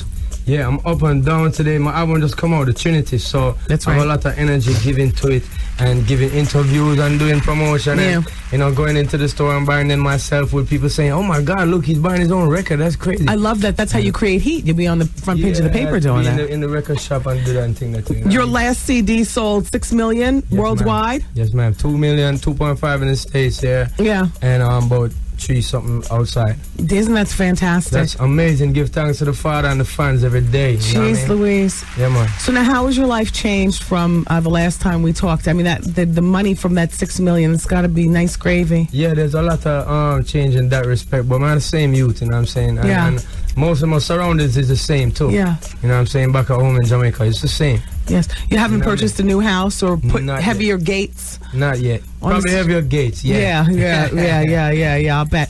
Yeah. Now, are you in love? You know, I love to ask about your love life. You're such a handsome man. Thank you, baby. Yes, I am in love. I'm in love with my music. My new album called The Trinity is locking and stocking. It's out there September the 27th of the 9th month. It's the 27th day, so that's the Trinity right there again. You Oh, understand? wow. So it's called The Trinity because basically it took 3 years since Dirty Rock hit the streets for it to come out. It's also my third album and it was all produced in Jamaica, the so-called third world. You know what I mean? So on this album I went back home to do work with the young kids in Jamaica because dancehall music broke all over the place. That's right. You have a lot of people doing it, even Willie Nelson and Jessica Simpson. That's big up right. to them, you know what I'm saying? That's right. But they didn't go home to Jamaica to produce that sound. And so from this reason is why I call it the Trinity. It's the new energy, the new synergy of young entertainers and producers of Jamaica And you right went now. back to your Hot homeland stuff. Yeah. of Jamaica to do this CD. You produced there and you still live there. Why haven't you moved to the States? Well, I like the States, you know, it's a land of opportunity and that's good stuff. But also, you know, I miss my ackee and saltfish in the morning and I miss avocado pear and regular things, you know, in Jamaican lifestyle. That's where I grew up. That's my people, you know what I'm saying? Yes. And so, yeah, I'm the big man, but it don't mean you have to move away. Right there, I'm comfortable there also, you know what I'm saying? That's my home. That's the base. Yes. Now, I notice you're wearing a fabulous pair of black Gucci frames. Yes, ma'am. Are those hiding beady red eyes? Yeah. Have you been up to anything today, if you know what I'm saying? Actually sleeping. Oh, I see. Yeah, I'm tired, dude. But I'm moving and grooving and sleeping and ain't weeping, you know? It's Sean Paul here, everybody. The CD's in stores today. Do you think that marijuana should be legalized? I definitely do, madam. My reasoning for it is that, you know, I'm a social drinker, but when I drink, I get crazy and I'll be like, yo, what up? And I wild out. I don't care about people who's around me. I don't care about my future. I don't have no control over my over my motor skills. Yes. You know what I'm saying? And I get crazy. And that's a good vibe sometimes. But I don't think somebody should be in that respect. And to me, a smoke is more meditative, is more relaxing. I think about my future. I think about people around me. I use it for meditation. So that's my thing. Yes. You know what I'm saying? So drink makes you wild and crazy. Yes, and drive over people. Not that I've ever driven over people, but a lot of that happens when people drink. Yes. And then when you smoke, I've never heard of somebody being in like, you know, a serious situation, an accident like that because he been smoking. Oh no, you're busy trying to roll and drive with your knees though. That happens. Those people now they ain't smoking enough. They silly. You should roll from before. Yeah. So when's the last time you spoke with Blue Cantrell? Whoa, Blue Cantrell. I spoke to her. You say that's so crazy. That's a beautiful couple you guys make. Yeah, on the TV screen. Was that for real? When I saw her at the Grammys 2 years ago. Yeah, that's it. A long time ago. Did she fall for you? Actually, she was sitting in a chair, so she had nowhere to fall to. She was like low down. That's the last time I saw her. Did you spend any one-on-one time with her at all? Have you ever had sex with Blue Cantrell? Not that I can remember, Mama. But then again, you could have been drinking so many, you know when things get wild and crazy. Alcoholic amnesia. Crazy. I love when you come in. I love to, you know, you've maintained your weight in the 3 years. You know, they say good eating sometimes puts weight on people. But I'm looking at you and I'm saying, do you work out? Yeah, work out. Also represent Jamaica for water polo sometimes. I did that last year in November. Last year in November, we had a water polo competition that happened.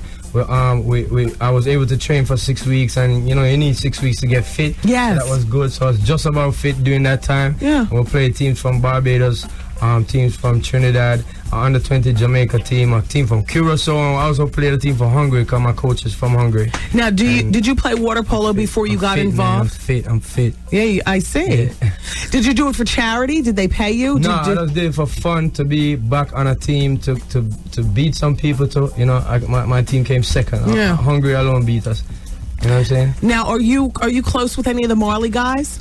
Yeah, definitely. My brother went to school with Damian Marley. We grew up basically in the same neighborhood. We know him good.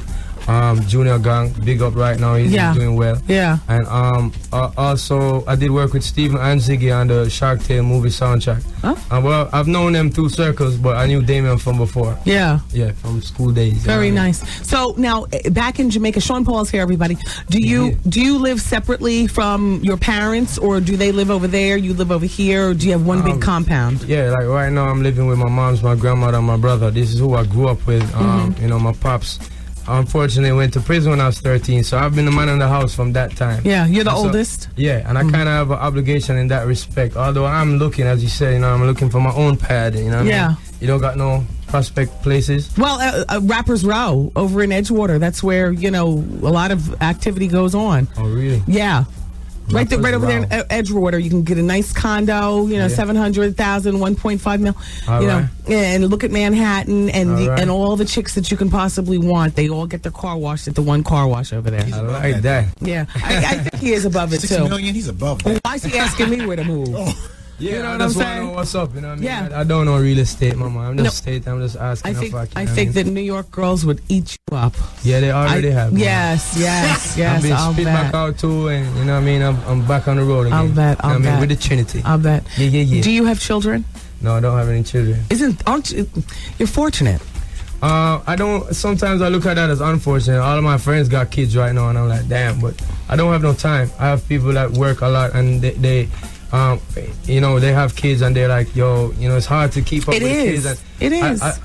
That's unfortunate. And it'll happen for you, but you know what I mean? Yeah. Yeah. So who braids your hair? A girl named Sandy. Yeah. In Jamaica, but I have different people around the place. Yes. You look good? Yes, it looks very good. You know, and I noticed that you don't have any pieces to thicken it up in there. No pieces. I mean, it would look nice though if he had the pieces. Or look, it would look nice if he had some pieces to. That's all his. Come on, Art, you don't got no say in this, man. Art used to get his hair braided. Art is trying to tell me I must put colors in my hair and big fat pieces of hair. But I gotta tell you. And you don't burn the tips, nothing, because it's your hair. Yeah, my hair, man. It's very nice. You know what I mean? I look like a Argentine football player when it come out. I've been told this by many a lady. Yeah. Wow. Go Sean Paul. So this is your second CD, huh? Third CD, Mama. That's why. That's right. That's right. Wait, no. The first one was called Stage 1. Stage 1. Yeah. Then Dirty Rock. Then Dirty Rock. And then Dirty Rock. Yeah. And now this one right here. The Trinity. Yeah, the third flow. You know what I mean? Tell me who's helping you out on this CD. Who can we hear from? Actually, as I said, dancehall music blow up so big. A lot of people using it right now, and they don't go home to produce it. So I kind of got inspired by the kids at home. Early this year, I was looking around what was happening, and I had opportunities to work back with the same big name producers that I've been involved. Like I met Neptunes, and I've also done a few demos with Scott Storch and whatnot. But in January, I said, this is not inspiring me. It's almost like doing back the same thing that Dirty Rock was, working alongside with hip hop and R&B and fusing it onto my album. Yes. So this time around, I know I sold 5 million records, 6 million, and I wanted to go back home to the kids that inspire me every day, which is the new energy and the new synergy of the kids at home. And that's why I'm saying, nobody on the album that I feature as a producer or an artist has been in the game more than 5 years, but I have full confidence in their work, you know what I'm saying? Nice. People ask me, who's the big man you got on the album? I'm like, me, man, I sold 5 million. Yeah. I've been doing Hey, Sean Paul, if you don't say it, who else will? You're absolutely right. You know what I mean? I gotta scratch my own chest. Plus, you were able to keep quite a bit of your budget by, paying those kids. They don't know what they're happy with $500 for a beat. Who needs the Neptunes at, $200,000 a beat? That's a cute hit. That's a cute hit on the belt there, baby. But no. But listen, I'm very, very confident of it. I mean, I went back home. No, doesn't mean that they're not. Home, and there's people who wanted to work with me that I did work with on the album, that they're more established producers. Yeah. But they are not producing hot tracks in Jamaica right now. Right. And so this is the reason. I had a lot of CDs to sift through, Mama. I bought a whole computer, and I'm not computer literate, to be putting in these CDs, because since I became a more international artist, kids is throwing CDs at my throat. Gotcha. And so they each have 10 rhythms on it. I gotta tell you something. I put them in my laptop, and I go through them, and I think, and everybody knows me from the Stage 1 and from Dirty Rock, that I've put back that same energy into this album. I've sifted out the ones that don't necessarily need to be there. There's 18 tracks on the album. You know what I mean? Hot stuff, man. And I gotta tell you something. I didn't mean that name brand people give the best tracks, because there are plenty of name brand people who are getting caught up in lawsuits now from stealing stuff. Yeah, some little hooks and some samples and some different things that they didn't think about. There you go. Hey, can I just go back to your father for a moment? Yes, ma'am. Did your father lead a life of crime that led him to go to prison when you were 13? He was a hustler, you could say that. Okay. And a few times got caught, and then once when I was 13, he got put away till I was about 19 years old. So he's done with all that now. He's a good dude now. Good. You know what I'm saying? But he had problems too with substance abuse and stuff, and he's clean. Yeah. 4 or 5 years. So I'm proud of that dude now. You know what I mean? Good. And is he a part of your entourage at any given time? Do you sometimes sing? Not really. Not really. Born based in Jamaica. You know what I mean? Yeah.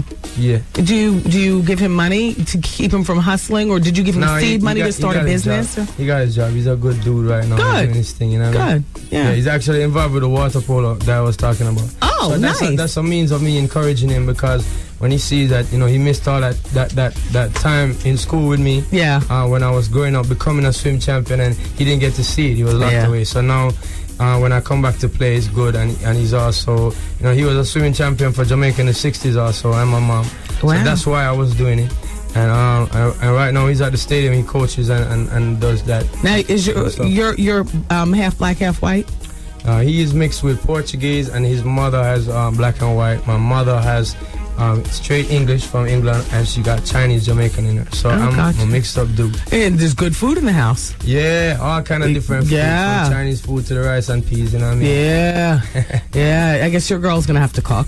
Actually, no, that's not a full thing. Yeah, I can cook. You know what I mean? Nice. So it's all good. But I don't have no time for that right now, and whatever is whatever. I mean, good food is good food. You can rustle up some grub, or you can go out. 6 million copies, you can go to the restaurant. Yeah, you know what I mean? I can spend a little bit now. Huh? Yeah. I'm such a cheap ass, you know what I mean? Yeah. What's your fancy car? What kind of fancy car do you have going on? My first album came around named Stage 1, and I got a little advance, and I used the whole of that little advance to buy a car called a Lexus Jeep, and I still got it, and I'm looking to sell it. Anybody want to buy my Lexus Jeep? Got you. You know what I'm saying? I won't sell it to you. You splashed out on the first one. You learned from the second one, Dirty Rock, and apparently you didn't trade up or get a Ferrari or anything. To me, it's like why? It takes me from point A to point B, does it very nice, you know what I'm saying? Yeah. I'm good with it. So I don't have nobody to flash off on in Jamaica. They see me on MTV, they're like, yo, you the big man. Yeah. So I don't need to be buying no big car driving around. You know what I'm saying? Got you. Do you have tattoos? Don't have no tattoos.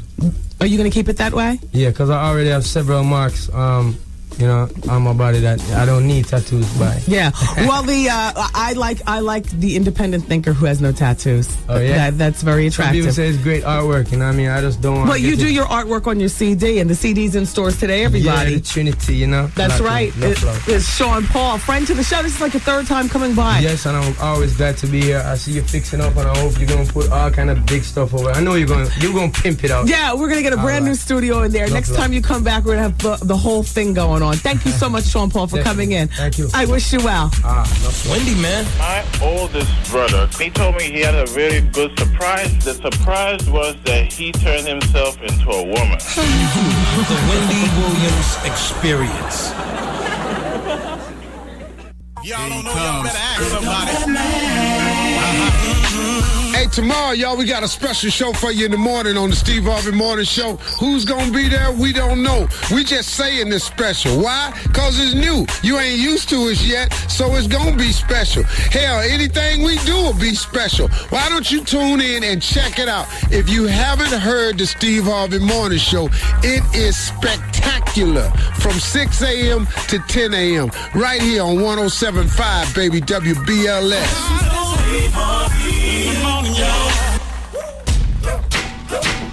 Yeah, I was just reading a letter from longtime friend to the show, Susie John, with his Cartier stationery. Susie John, you're just so perfectly Susie. Dear Mrs. Hunter, I've missed your show. The weather has been so glorious that I stayed in the country most of August and September, but I'm back in the city today. Please explain why WBLS's transmitter doesn't reach the Hamptons. I could get other radio stations. Perhaps the bosses should take some of the Steve Harvey money and put it towards a more powerful transmitter. I was sitting on the beach with my baby Chuck, and we both agreed that listening to your show on the beach would have been perfect. How you do it? Love you, Mrs. Hunter. Smiley face John. Thank you, John. I don't know. They've been tweaking the sound of the radio station. The station's been sounding good to me. Yeah. You're not in the Hamptons the majority of the year. So, I mean, listen online or something out there. You know what? John, I have no idea. All I like is when I come in that the microphone works, and whoever hears, hears. And whoever doesn't, oh well. I wouldn't even take a pay cut for them to juice up the transmitter. You know what I mean? So please. Move closer. Move closer, exactly. Vacation on Coney Island instead of going out there to the Hamptons. You and Chuck. Sitting on the beach all day long. So soft, so pink. Longing for advice hour. So, I hope you had a nice August, September out there luxuriating. What do you do for money, by the way, Susie John? You're always luxuriating. You don't know? He told you a long time ago. He is a buyer for Cartier? No, he's a bottom for rich men. He's a bottom for rich men. Stop it. I mean, he's always at the various parties, dating way back to CZ Guest when she ruled the roost here in New York. He's always at fabulous parties, an opening at the Mat, the DVF. But Susie John, will you be at the Louis Vuitton cocktail party tonight? Okay, darling, I'll see you there. Me and my assistant Nicole will be in the building. Susie John, are you going tonight to the Louis store? By the way, everybody, this hour of the show is brought to you by Royal Caribbean Cruises. It's always fun when Sean Paul comes in. He doesn't want to laugh at our shenanigans. He seems above it all. In a very aristocratic, not even a hood ghetto kind of, he seems above it all. So it's always fun to talk to people like that. Sean Paul. Just give me the light and pass the draw. Did you hear how he said how he gets when he drinks, though? Yeah. Capsulize that moment. Yes. He said he gets crazy. Put a star beside that part. Yeah. Shout out to everybody listening in Sanford, Connecticut. Don't forget, on Saturday night, Bob Lee will be there at the Cafe Bahia, 320 Greenwich Avenue in Connecticut. It's an adult nightclub. That's right. Adults, Saturday, 320 Greenwich Avenue, Cafe Bahia, Saturday night. WBLS live broadcast featuring Bob Lee. By the way, I did some research on what all's going on Saturday for the Circle of Sisters. I mean, there's a lot going on Sunday also, but I finally honed down the day that I'm going to be there based on babysitting arrangements. And providing that everything goes through, then it'll be on Saturday. In case the babysitter doesn't show up and I have to be there with the little one, then I wanted to be sure that I didn't go on Sunday because I'm going to need a whole nother day to recuperate from the get down from there. Oh. Stop it! Oh. Mommy's busy doing stuff with the radio station. Would you sit down? Here, put your PSP! Mama, oh! Mama. Ladies and gentlemen, Elin Harris. I told you to sit your behind down. How many times are you going to ask me to go? Don't touch anything! Mama. Just in case the babysitter, because, things happen in people's lives that can't show up all of a sudden. So I always have to make sure that my backup plan can still accommodate bringing him along. And I just can't go through that exhaustion on Sunday because then I don't have an extra day to recoup. You know what I mean? Sundays have now become exciting because Desperate Housewives and everything. Before Desperate Housewives was back on, I'd think nothing about going to sleep at 8 o'clock on a Sunday night after an exhaustive weekend, But now I've got to commit until 10 o'clock at least on a Sunday night. And I don't want to be there too late on Saturday either because I need part of the evening to recoup from whatever. I mean, if it's that the babysitter shows up, then I got to be home in time and make dinner and, tuck in, like that. Get them ready. Yeah. We'll get them ready for bed and stuff. But if the babysitter doesn't show up, then I got to get home to take an Anderson and recoup just from having him out all day at the damn Jacob Javits Center running all around the joint. Why doesn't anybody ask for my autograph? Nobody loves your son. Mama! The best kick he gets is when we're out and people will say, "Hi, little Cav." Oh, he loves that. Ugh.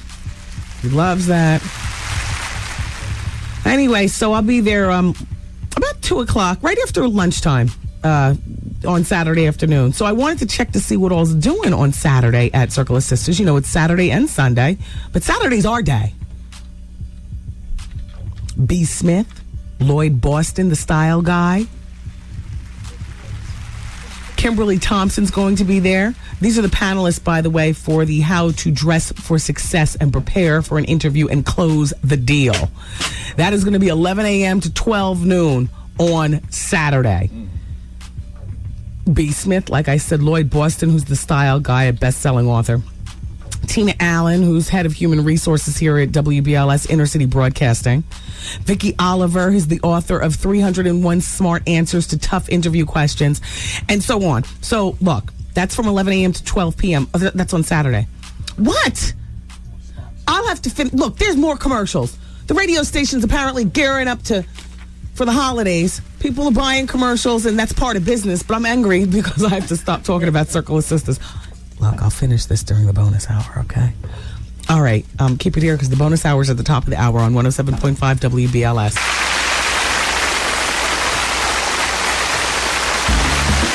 Did not even realize that the Lady of Soul Awards came and went. But here's a listener who says, Wendy, did you see the boring-ass Lady of Soul Awards? Everyone was a mess. Brian McKnight looked so gay. When did this come on? What happened? A week and a half ago. Well, I only got one fax on it, so I don't know who saw it or who knew. It was like a cricket. Wendy, is it true about R. Kelly and his wife? Well, I don't know what you read, but R. Kelly's wife dropped all the charges, and they apparently are back in the same house and, trying to make a go of their marriage. Let's play the America's Next Top Model drinking game. I won't be there with you all playing it. I'll be out at the club. It's tomorrow night, America's Next Top Model. Wednesday nights on UPN, right? At 9 o'clock? 8 o'clock. Yeah, that's just about when I get to the club, the Laugh Factory.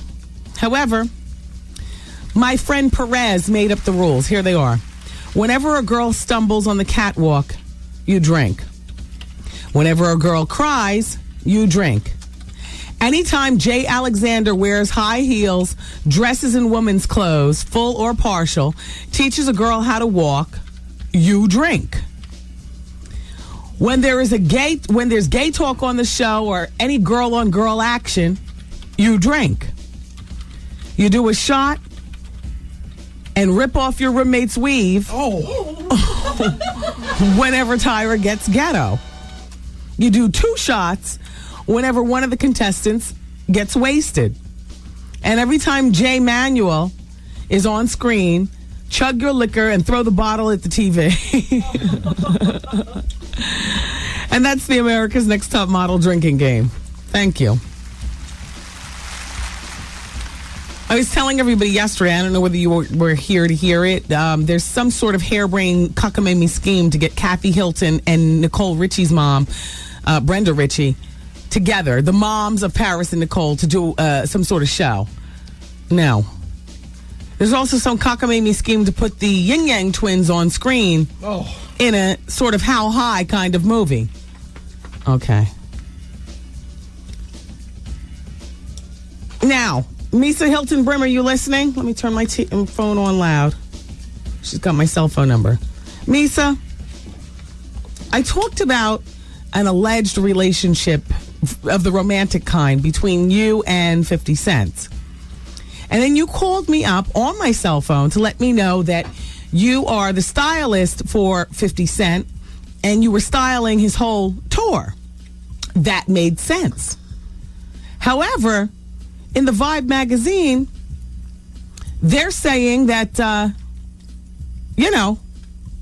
you and 50 are in a real relationship. Look, it says, Misa has even been playing house up at 50's Connecticut estate. Just picture their trips to Walmart, the woman with 2 last names, the boyfriend with the restaurant chain, and the man with his own sneaker line. Wow. 1 ring. Wait. I'm going to 2 rings and then hang up, Misa, if you are romantically involved with 50. And 1 ring if you insist that you are not romantically involved with 50. 2 for yes. Just remember that, because yes is longer than the word no, N-O. 2 for yes and 1 for no. And you got my cell number. So just ring me up. I got the phone sitting right here, clipped to my handbag. 2 for yes and 1 for no. And no rings if you're not listening because you're out of the country with 50. Wendy question, why didn't Jay-Z do something to honor Biggie? I've always thought that Jay was a fake type of dude, despite the fact that he's talented. All the times he hit Biggie's rhymes, all the times he bigged him up. Oh, wait a minute. That's 1 ring? Hold on. Oh. That means no. Oh, damn, it didn't work. Are you dialing my phone over there? Yeah, but it didn't go through. It was lost, so that's probably really was Misha. Misa is her name. Let me just look at because I know her telephone number too. So now let me just look to see if this was really her. Wait. No, this is her, and it was 1 ring. Okay, yeah, because I didn't go through. I know it wasn't me. It definitely wasn't you. It was Misa. She's not. Misa? ring my phone once if yes, or twice if yes, you'd love to be part of 50, and once if you just want to keep it business. All right. Art, you keep both hands. Okay, Art's hands are sitting. No, I don't remember. Oh, shoot. All right, that's one ring.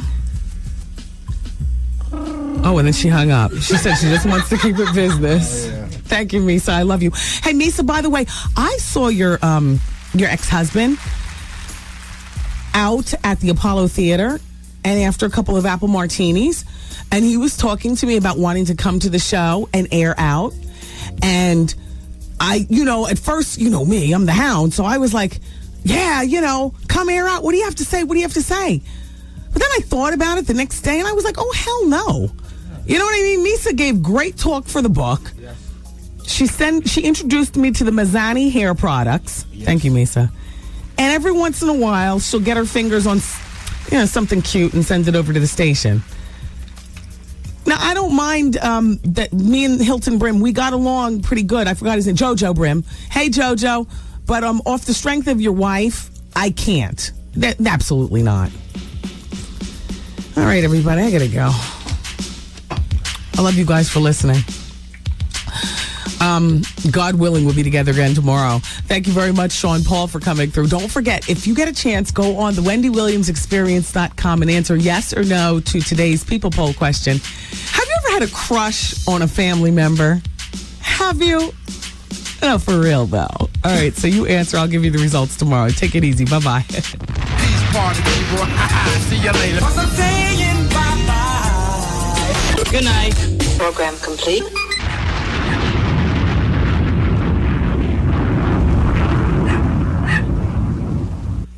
All right, you guys. Keep it here for the hour of truth because we still have a lot of information to blow through before the end of the day. I wanted to talk with you about Sharon Osbourne. I wanted to talk with you about Pam Anderson getting a restraining order. I wanted to talk with you about D'Angelo. We can revisit Olivia. We could talk about Naomi Campbell. There's still a few faxes here about VH1 Hip Hop Honors.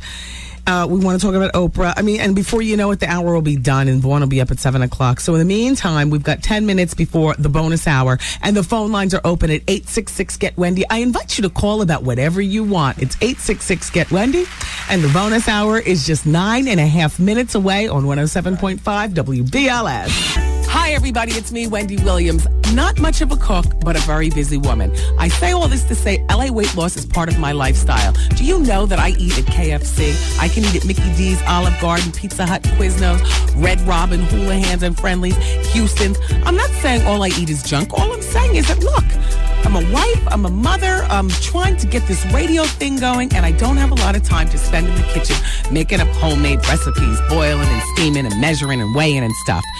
LA Weight Loss is the right weight loss program for a busy person on the go, like you, like me. A little over a year ago, they helped me lose over 15 pounds. I have kept it off the entire time. As a matter of fact, truth be told, I've lost another 8. And it's all due to the LA Weight Loss lifestyle. They've got one-on-one weight loss counselors to help you out when you're feeling weak. They let you eat real food for real people, no powdery mixes and messes.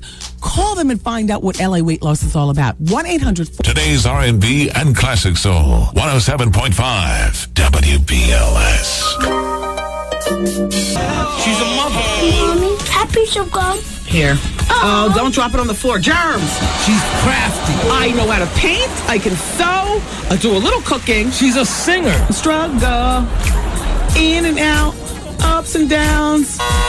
Put that where? Back there. She drops it like it's hot. Brown juice in one hand and get right in the other. She has Tourette's moments. Although I do have to be honest with you, the last time that I went, Dame Dash! What did that have to do with anything? She spazzes out. No, you didn't tear up your 40-something-year-old body! No! She's gangster. Anybody who tries to get in the way is going to get rolled over. She's the queen of all media. Wendy Williams. Since you've been listening this far, we're going to throw in a little bonus hour. You ready? How long is this bonus hour gonna last? I'm getting addicted. No, let me tell you. I love this extra hour. Everything is organic here on the bonus hour. Yeah, baby. Hey, yo, check this out. It's Wendy, man. Here it is. It's the bonus hour on the Wendy Williams Experience. 107.5 WBLS, New York. Hi, guys. Welcome to the bonus hour.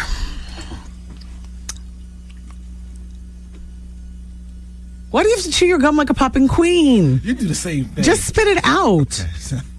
I do that. You even stopped. You heard yourself chew and then you held it. I know, it sounds very funny. A bedroom community is a dormitory town or commuter town or a city that is primarily residential in character, with most of its residents commuting to a nearby town or city to earn their livelihood. For this reason, many countries refer to these settlements as commuter towns. The distinction between a suburb and a bedroom community is not always clear. But as a general rule, suburbs are developed areas adjacent to main employment centers, whereas bedroom communities once were autonomous places that over time attracted the commuters. Bedroom communities may be in rural or semi-rural areas, but okay. All right, that's enough of that. So I was just trying to figure out where the bedroom community was from yesterday, where D'Angelo had his accident. But here's somebody from Richmond, Virginia, because where he had his accident is a bedroom community of Richmond, Virginia. And so this person says, and by the way, the place where he had his accident was called Powhatan County. So this person says, Wendy, I'm from Richmond, Virginia, but I live in New York. Powhatan County is hardly a bedroom community. It's country as hell. He was probably on a back road somewhere. They barely have street lights out there. That's from Shelley. Well, D'Angelo was home convalescing. He only spent 2 days in the hospital. He had some bruised ribs, and that's about it. His manager said that he's walking around. He's looking forward to getting back in the studio and finishing his CD. D'Angelo and the other good dude remind me sometimes of one and the same. The one that you played the crickets when I said his CD's coming out in February. Come on, the other dirty backpack cutie. Oh, yes. From Philly. I know what you're talking about. Not Music Soul Child Art. Max, thank you. He's not dirty backpack, is he? He reminds me kind of the dirty backpack-esque type thing. Don't try to make excuses. You're not paying attention to the show again. Hello? Hi, Wendy. Hi. Oh, can you hear me? Yes, I can. I'm on the road stuck in traffic by the tunnel with my cell phone. Okay. Hi. Hi, it's Jackie from Brooklyn. Hey. I just let me give you a buzz. I'm trying to get the bonus hour in because sometimes I'm busy working or somewhere else. What I want to know, why don't you come through in South Jersey? I'm on Power 99 in South Jersey. Oh, I have to try that when I'm down there. Yeah. So I want to give a shout out at my new job. My boss, daughter-in-law, she lives in West Babylon, Andrea. I met her on the weekend. Wow. She said she listened to you online. And she was so freaking out when I told her, I listen to you too. So I want to give a shout out to Andrea in West Babylon. And girl, you cracked me up with you and the girls in the background and Artie yesterday talking about sugar and other stuff. Oh, you are so funny. People on the train wondering what the hell happened to that. She just laughing. I just love you. You're for real, girl. Oh, good work. When I'm down, I listen to you all the time. Well, thank you, Jackie. Okay, Wendy, take it easy. Hi, Miss Artie. How you doing? How you doing? Okay, love you on Fox 5 the other day. Fabulous. Bye-bye. Thank you, Jackie. Bye-bye. Bye-bye. Hello? Hello. Hi, it's Wendy. Hi, Wendy. Hi. I sent in a pledge for the Katrina. Uh-huh. And they said that I would get something in the mail confirming that I sent in a pledge. No, that would come... that wasn't a pledge. I gave my credit card. Right, that would come from American Red Cross. but I didn't get anything yet. Well, maybe they haven't processed it. Because, no money stopped here at the experience. See, I didn't want to be part of that. Oh, okay. Yeah. Okay. I should just wait, right? Well, I got to tell you something. The a-thon was just maybe 3 weeks ago, and they're probably processing a lot of credit card. Okay. You know what? You probably get it around tax season, is what Art just said. Okay. All right. Okay. Thank you. Love your show. Take care. You too. Thank you. Bye bye. Hello.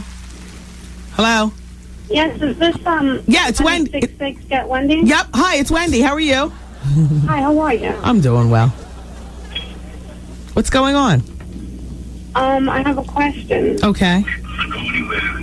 This is really Wendy? Yes. Oh my God, I can't believe I'm actually talking to you. Oh, it's nice to have you here. All right, so this is my question.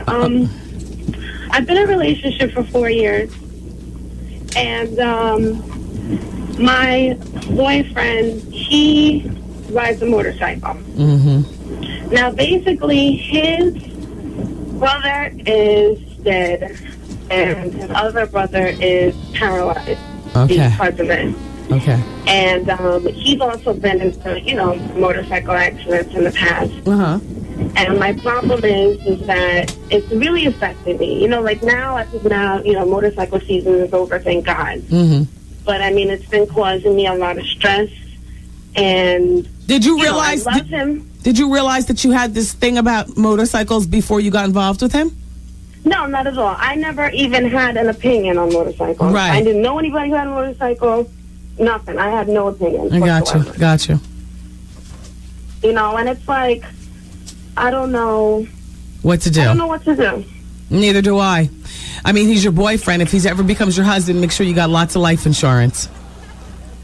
I don't know what to tell you. I have the same feeling about cops. With all due respect to the police officers, I could never have dated a guy that was a cop, because if I stared at him too long, or if he was too kind to me, we'd fall in love. He'd ask me to marry him. Then I'd be married to a cop, and I'd be worried all night. I've never dated a cop, even in my single life, being approached by cute cops, and nope. So I really don't know what to tell you. I feel your pain, though, but I don't know what to tell you. Thank you for calling. All right. Hello? Hello? Hi, it's Wendy. Hi, Wendy. Hi. Hi, I'd like to ask your advice. Okay. Okay. I've known this guy for over 3 years. And, we get together every now and then. But I found myself more and more distancing myself from him as far as the physical relationship goes.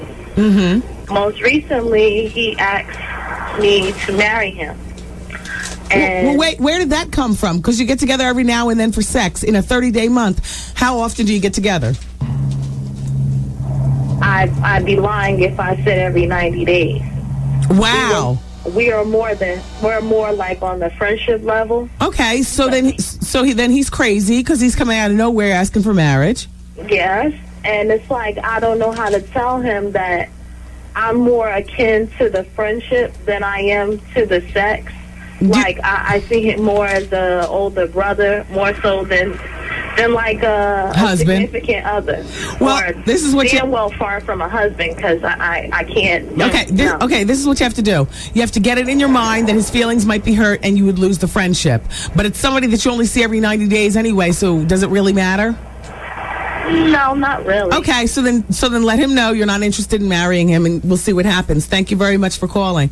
Hello. Hi, Wendy. How are you? God, I don't even know where that would be an issue. And I don't think of myself as a cruel woman. But, I find it no problem at all. First of all, looking at him like, what are you, out of your mind? Right there, nipping in the bud. I wouldn't have even been pining over it. Like, oh, gosh, how do I break his heart? What? Hello? Hi, Wendy. How you doing? Hi, I'm doing well. How are you? I'm sorry for that. I just wanted to comment a little bit about the Hip Hop Honors last night. Sure, go ahead. I thought overall everything was good. I really thought that Salt Pepper and Vogue did a great job. I really think they sounded great. Mm-hmm. They looked good, because they're women of a certain age now. Exactly. And Big Daddy Kane, of course, always lovely, luscious. Oh, and LL Cool J, certainly. And and Nelly.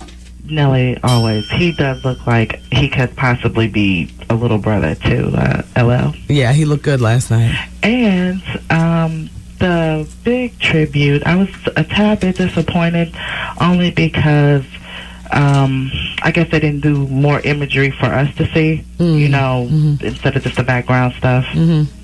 But overall, it was okay. Yeah, that's the one thing I didn't see the tribute. I was so back and forth between Hip Hop Honors, Growing Up Gotti, and then at 10 o'clock I was between Hip Hop Honors and the UPN 9 News. Oh, yeah. What was on Growing Up Gotti? Well, you know what? A bunch of nothing, as usual. But I'm still addicted. Have they been to Italy? I haven't seen it was the Italy trip for the first episode, and then the second episode was where John announced that he wanted to be a boxer, and then and Victoria wants to be an actress, and she got a job in an off-Broadway play. Quick question: do you watch Nip Tuck? You know what? Now and then, and I have not seen the new season, and I know that's a great show. Yeah, I was gonna say it's on tonight. I think you might want to watch. Yeah, I'm gonna check it out tonight. Okay, have a good day. All right, thanks for calling. Bye-bye. I'll take another. Hello, hi, it's Wendy. Hey. Wendy, this is Stacy. Hi, Stacy. How are you? I'm doing well. How are you? I'm good. I just wanted to call in reference to the VH1 Award yesterday. Go ahead, Stace. What happened was Nelly was almost better than LL was. I thought his performance was excellent. I thought that Big Daddy Kane was off the chain. Him to be, he's got to be, I don't know, probably close to 45, maybe even, you know. Maybe 50 or 70. He's got to be, right? No, Kane is probably somewhere between 38 and 43. Really? I think so. Oh, okay. Yeah. Well, anyway, he gave a great performance. Yeah, he did. I thought the Biggie tribute was a little lacking. A lot of people were saying that. Yeah, Little C's didn't, you know, he was all off beat. I don't know what Faith was wearing. I like Faith. I'm a Faith fan, but I had no idea what she was wearing last night. And I just thought, you know, for them a tribute to him, it could have been a little bit better. All right. Thank you for calling. Okay. Bye-bye. I'll take another one. Hello. Hi, it's Wendy. Hey, Wendy. It's Curtis out of Boston. Hi, Curtis. How you doing, sweetie? I'm doing well. You said you're calling from Boston? No, I'm calling from, actually, I was calling to let you know, that you can get you out in the Hamptons. So 104.1, I think it's Connecticut station. Oh. Yeah, so you are out here. You can listen to it nice and clear. Yeah, because I do the afternoons at Power 104.1 in Hartford, Connecticut. Hartford, Connecticut. It comes over to the Hamptons for some reason. Oh, see, Susie John didn't know. Let them know that. And also, I just want you to know, I remember you back, I used to talk to Sound of Philly. And I know you're looking for material for your... remember when you... For my what? For my what? For your, exactly. I'm talking about the Spike Lee interview you made that down in Philadelphia. Okay, yes. When they just start spazzing out on you for no reason? Yes. Add that one to your book. Oh. Well, yeah. You know what? We're actually looking for you guys' opinions on best of shows for 2005. I'm actually finished with the books about, you know, my life and myself. The next book is going to be my novel series. Okay. But thank you, though, for listening for so long. Yes, I've been listening to you for a long time, and I'm happy to hear you back out here, sweetie. Well, I appreciate it. Thank you. All right, sweetie. I'll take one more phone call. Hello. Hello. Hi, it's Wendy. Hi, Wendy. Wow. Hold on one sec. Let me do the radio. Oh. Okay. Wow. He said hello. Wendy, this is the first time, long time. Okay. I've been listening to you for forever, and I love you. I love your show. I love the whole format. Thank you. I have a store downtown Bloomfield, and I have that radio kicking. Customer walked in. I am telling you, 80% love you, and the 20%, I don't care. We have debate. But I mean, you were just kicking right at Nicole's place in Bloomfield. Well, I appreciate you listening. Take care. Okay, sweetie. Thanks. I'm on the telephone entertaining customers, and Art is on the Daryl K website. They don't make men's clothes. I'm not. What you trying to do? I'm looking for you. See what the sweater leggings look like. Oh, okay, it is getting cold. So anyway, everyone, Biggie's the Notorious B.I.G. Duets, the final chapter, will be released on November 29th on Bad Boy Records. The first single is called Hold Your Head, produced by Clinton Sparks, and it contains samples from Bob Marley's song Johnny Was. The final chapter, the CD, will also feature brand new tracks from producers and a lineup of guest stars, and all that's going to be announced shortly. The album is going to come with a DVD featuring never-before-seen footage of celebrity interviews and vintage Biggie videos.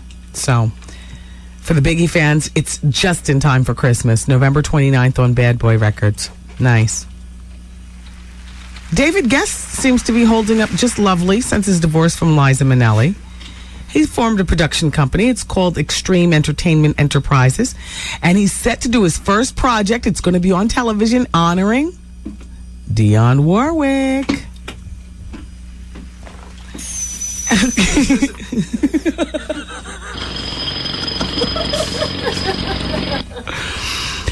It's called Dionne Warwick 45th year anniversary. Oh. And it's going to be at the Kodak Theater in Hollywood on January 27th and 26th. And it's going to feature an all-star lineup. Hopefully Whitney will be there for Dionne Warwick's it's new entry tribute. So I was speaking about it earlier, you guys. We spoke about it briefly yesterday. So the deal is actually done. There's more information on the Dame Dash Jay-Z parting of the ways with Rocawear. Dame Dash says, Rocawear was my point of view a Harlem swagger. They gave me $30 million and 75% of Team Rock. I'm really happy with that. I got $22.5 million in cash and the rest in companies like State Property, Team Rock, Pro-Keds, and other entities. Oh. Well, you know, Art, he still holds investments in that Turret Watch Company and Dash Films, America Magazine. Give me a pill of blues. $8 on newsstands now. State Property Clothing. Oh. Everybody in Philly wears State Property. That's Philly. And those beards. Yeah, and yeah. Plus, he's got the licensing deal with Pro-Ked Sneakers. Oh, my gosh. Not Nike? And, of course, he's got his... Pro-Ked. You know what, bitch? I'm sorry, I'm sorry. And his record label, Dame Dash Music Group. Oh, my. Well, Beanie Siegel is on Dame Dash Music Group. Oh. The one that wears State Property from Philly. And Pro-Keds in that beard. Oh. Does he wear that beard? No, that's Freeway. Yeah, that's Freeway. Mm-hmm. Now that I know the business world, I don't need partners, is his quote. I got my own connects with the bank. Oh.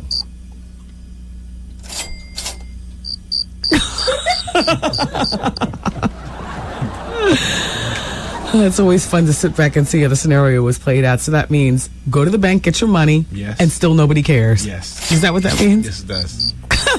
Stupid. Rich and lonely. Oh, he's got his wife. And he's got his son. Yeah, the son, yeah. His wife has clothing selling now at Henry Bendel and whatnot. But he lost his best friend. That's what happens when you gain a wife sometimes. John Lennon. Yeah. She is Yoko Ono, that wife of his. Mm-hmm. Broke up the Beatles. It was actually Beyonce who wanted Rocawear clothing. Mm-hmm. And Dame was like, what? Yeah. Why her? Jay-Z heard about it. It was like, all right, I see where this is going. Yes. Allegedly. I talked about it in last month's Five magazine. Allegedly. That was, believe it or not, that meant a lot. You know, like sometimes the silliest things, or you might perceive it as silly, mean a lot to certain people. Like here's Jay-Z's girl going to get some Rocawear. She just wants some Rocawear. What? And then he hears through the grapevine that Dame was like all this and like that. What? Oh, well, this is the straw that broke the camel's back then. What?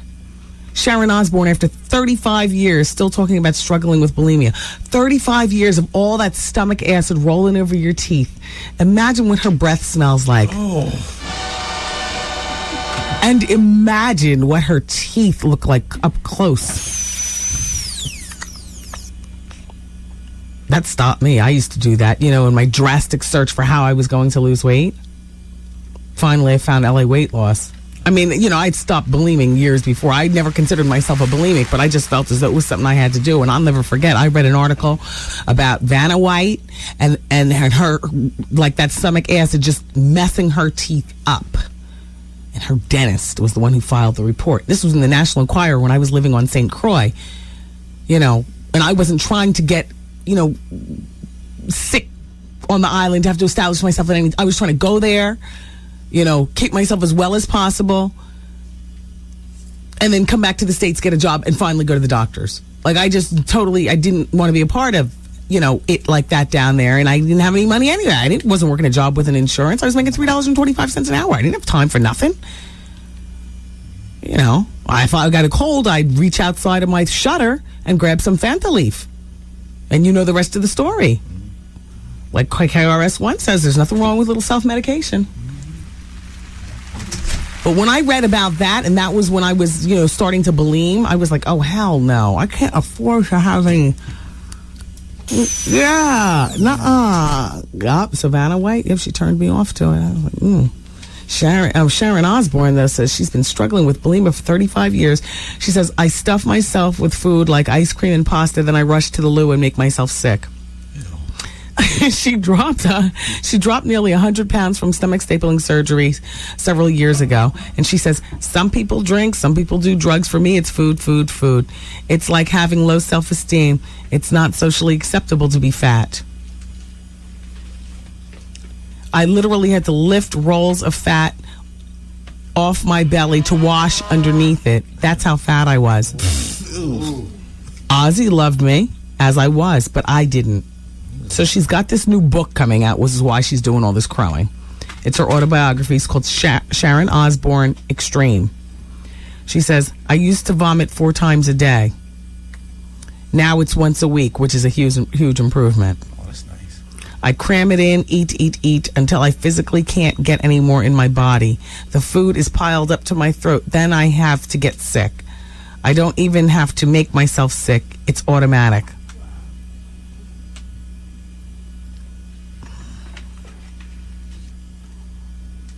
Wendy, how you doing? About the Hip Hop Honors last night. It was good.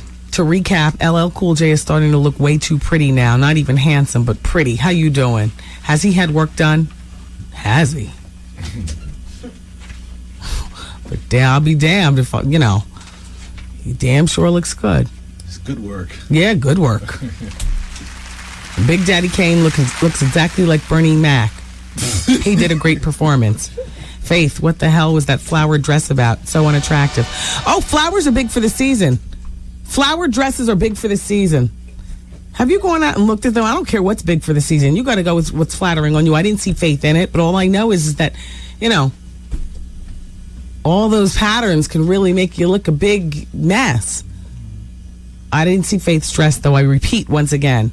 But if you're asking why she was wearing all the flowers, because her stylist put her in something up to the minute. Flowers, big for the season.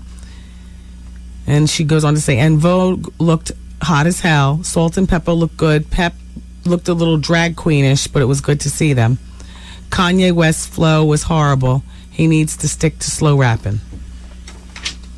Kathy Griffin and her husband Matt are getting a divorce. You've probably heard about it by now. She's the one who filed for divorce from her husband Matt in Los Angeles on Friday. Her reps are declining to comment, but the divorce is irreconcilable differences. They have no children, and Kathy says that she will not be paying him child support. Now, I don't know whether that's because he's already mulled it over and asked for it, or whether she's just putting it out there now to let him know, don't even think about it. Hey, Wendy, how you doing? Hey, Artie. The Hip Hop Honors were great. Nelly brought it. LL Cool J brought it. Salt, Pepper, and Spin and Vogue brought it. Is it me?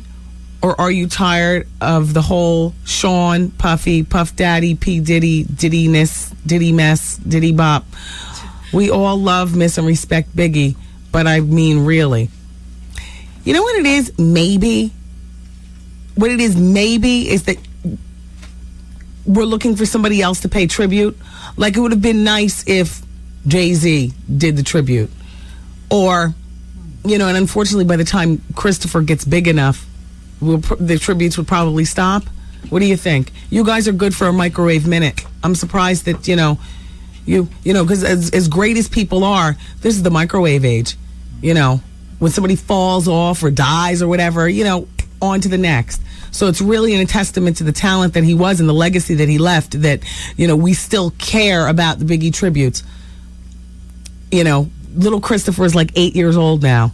In another 8 years, he'll be 16. Will we still be paying tribute to Biggie at that point? I think not. We don't do our people like Elvis. So Biggie probably wouldn't be getting a tribute where Puffy can sit his behind down and have Christopher come up and tribute him. You know what? I think maybe you guys are just tired of the players in the tribute game, but who else is going to pay tribute? The same players who were closest to Biggie, Faith, Miss Wallace. But it would have been nice, whoever mentioned it earlier, I read the facts, to have Jay-Z do the tribute. Maybe everybody but Puffy. Have Puffy put it together. And we know Puffy wanted to be a part of it. Take that. But you know what I'm saying?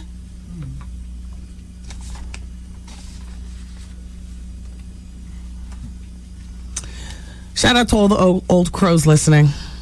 How you doing? I'm just playing.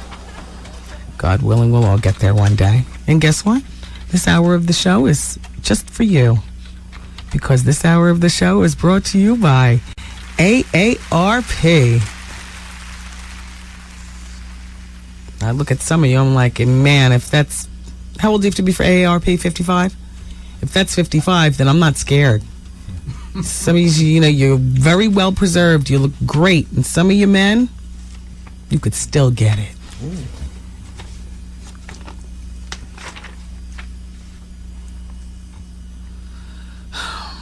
I was talking to my old crow friend Lisa on the telephone because we're, in the same peer group as like Salt and Peppa and En Vogue, and we're just trying to hold on to a little something. I mean, no, we're not AARP chicks, but we know where we are in the scheme of Sierra and them.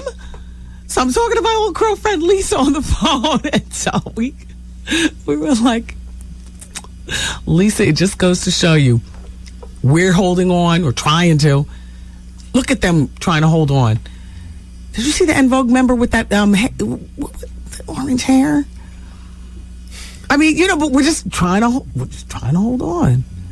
It was nice to see them up there, trying to battle Sierra and them, just the way we do every day.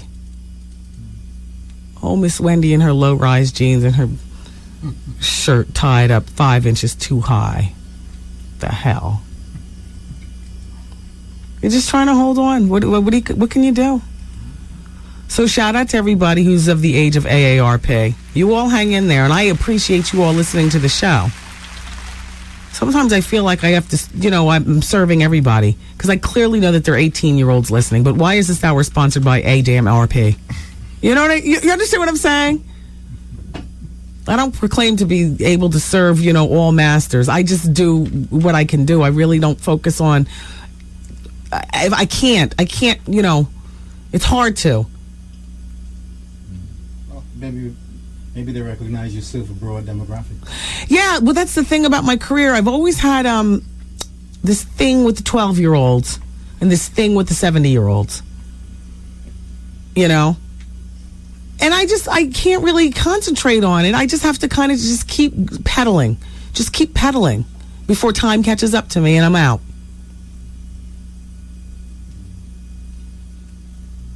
Don't you feel like hearing the LL Cool J song? Yeah, hit it. It's under old. I thought for sure as the producer you would have had it already set up. You was already talking to him, so I couldn't really, Why couldn't you pass him a note from your stink fingers the way you do to me when I'm in the middle of a conversation with somebody? Because I only pass notes exclusively to you. See it? Hello. Yeah, there you go. Picking them up and looking them up and putting the mic in the mix. This is Uncle LL Cool J. You're checking out Wendy Williams. There it is. Yes. That was a drop from way back when. What's going on? It's LL Cool J. You listening to the queen of radio, Wendy Williams. There it is. Hey, this is your man Steve Harvey. What are you doing? No, but he did a drop for me back in like the early 90s, and it said, picking him up, looking him up, putting him up in the mix. LL Cool J was the first celebrity that I ever interviewed. Oh, yeah, ever. Well, Betty Carter was, but I didn't know who that was at the particular time. So I wrote that off as it doesn't really count. I was in college radio, you know. And then LL Cool J. Yeah. I'll never forget that. Russell showed up at the station. He was with Leor Cohen. Leor Cohen looked high as hell. Big old, looked like he'd been, I don't know. I just said it looked like he'd been sniffing all night. Big old, just blown up packs of, you know, those cocaine sacks when somebody just sniffs so much the bags are all the way down to your chin practically. Yeah. Just, this is a crazy time, just rocking out in the 80s.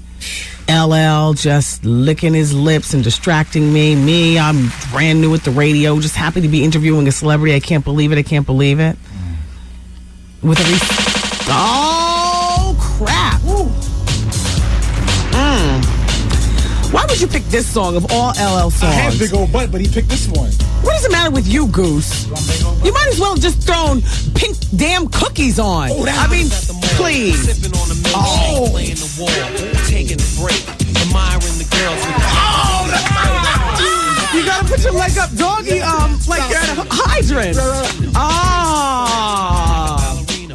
Yeah, baby.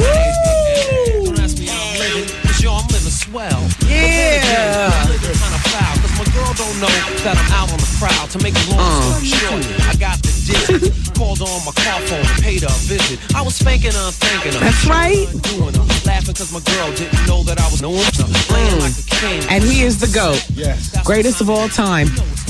I don't care.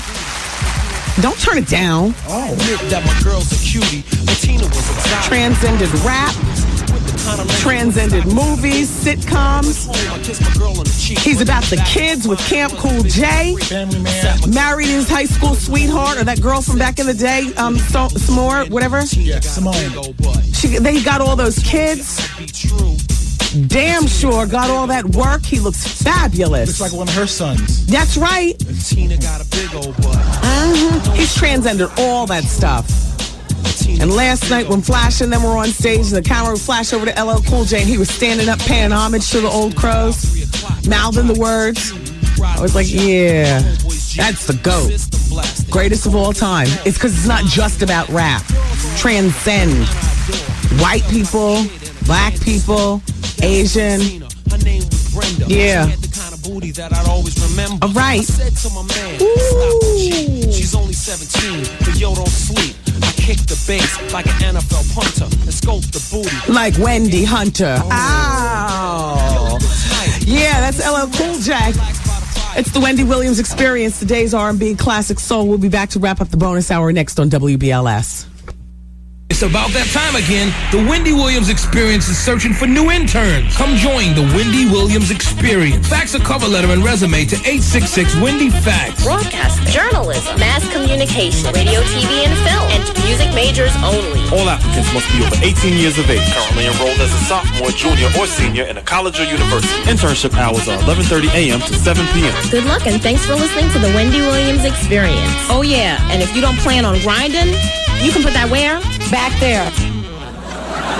What's up, y'all? This is Charlie Wilson, and you listen to the bonus hour on 107.5 WBLS. W. Caller number 11 now on the phone is going to pick up passes to go to BB King's with Seagrams when they present the Seagrams Live Tour featuring Escape. Wow. Doesn't have a date here, but caller number 11 wins. And I guess we'll fill you in once you win. Also, shout out to everyone in Newark. Don't forget you can mix and mingle this Friday night for the WBLS live broadcast from Dark Shadows. A new place to party in Newark with WBLS. It's the broadcast on Friday, 575 Central Avenue in Newark. Chuck Chillout is on the mix. And it's your last chance to get your Circle of Sisters tickets while supplies last. So, shout out to Bunny B who's listening. Thank you, Bunny B.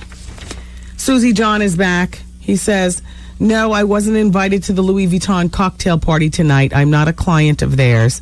And I guess that I'm not Susie enough. Well, Susie John, I'll tell you how it was.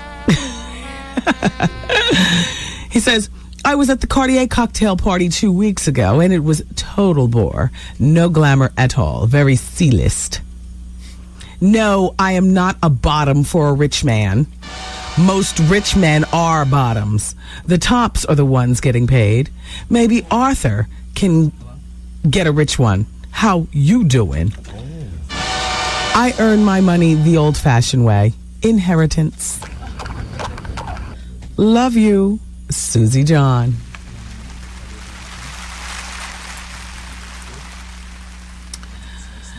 To be quite honest with you, John, I'm only going over there because I need something to do between 7 o'clock when I sign off and 8:30 when I have a dinner appointment about bigger business. So I'm going to sashay over there and, take a couple of swills and be on my way.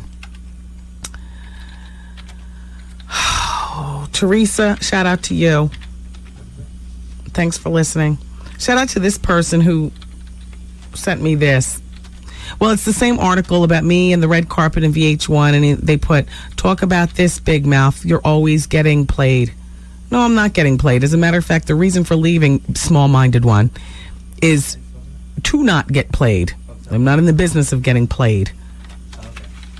My husband observed something business-wise that shouldn't have been, and that's why I left. And thank God he was there. If I hung around people like you, I probably would have stayed there and continually get played business-wise. Notice I said business-wise because the next thing will be who was walking down the red carpet that you had to run from. Yeah. It had nothing to do with that. But you wouldn't understand that.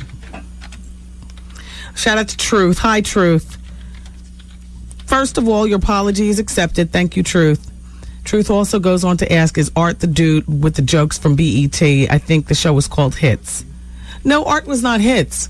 But you could have very well done something like that. Yeah. I mean, now that you've come into your own. And also, Truth says, Miss Honey was a song done by a drag queen that called herself Ma Renee, Goose. Sidebar, she hung herself about 2 years ago. Oh! Miss Honey, Miss Honey, don't you hear me calling you Miss Honey? Oh, Miss Honey, Miss Honey. Wendy, I read this morning that the American Red Cross received $8 million in donations for the victims of Katrina, and now they're saying they're running out of money and need more donation. What the F? Do you smell a rat, or is it just me? Do you think that there are some Red Cross divisions that are setting up lovely, or is it just me? I know you mentioned the American Red Cross was a reliable entity, but how the hell can they spend all that money and still have Negroes roaming the street? It's already allocated. Do you know how in the beginning of the year your household budget is allocated throughout the year? Like, okay, we're going to add new aluminum siding or whatever it is. We got to get the driveway refixed. Even though you might have money in the bank, but that money's allocated. It's allocated.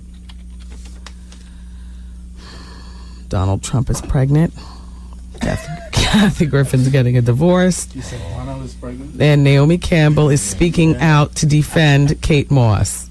Kate Moss is my friend. I think everyone is being bad to her. It's really like a vendetta. Okay, Naomi. Puff, puff, pass. I mean, you got to consider who's doing the defending. I'm not going home. Where you going?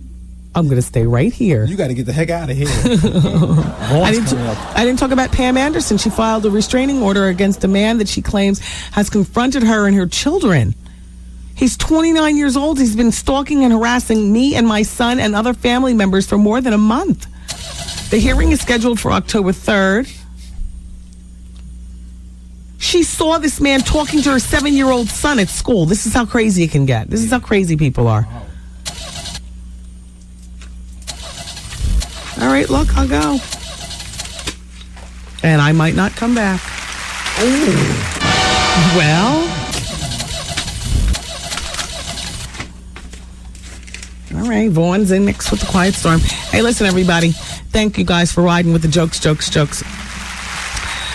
Please tell somebody to tell somebody. I mean, we're trying to get this little radio show off the ground here. Every day is a struggle, trying to survive and hustle. And I love you all for being a part.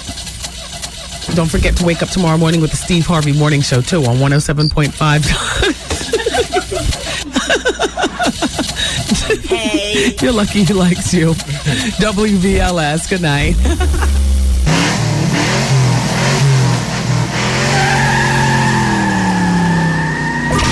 The Wendy Williams Broadcast Day.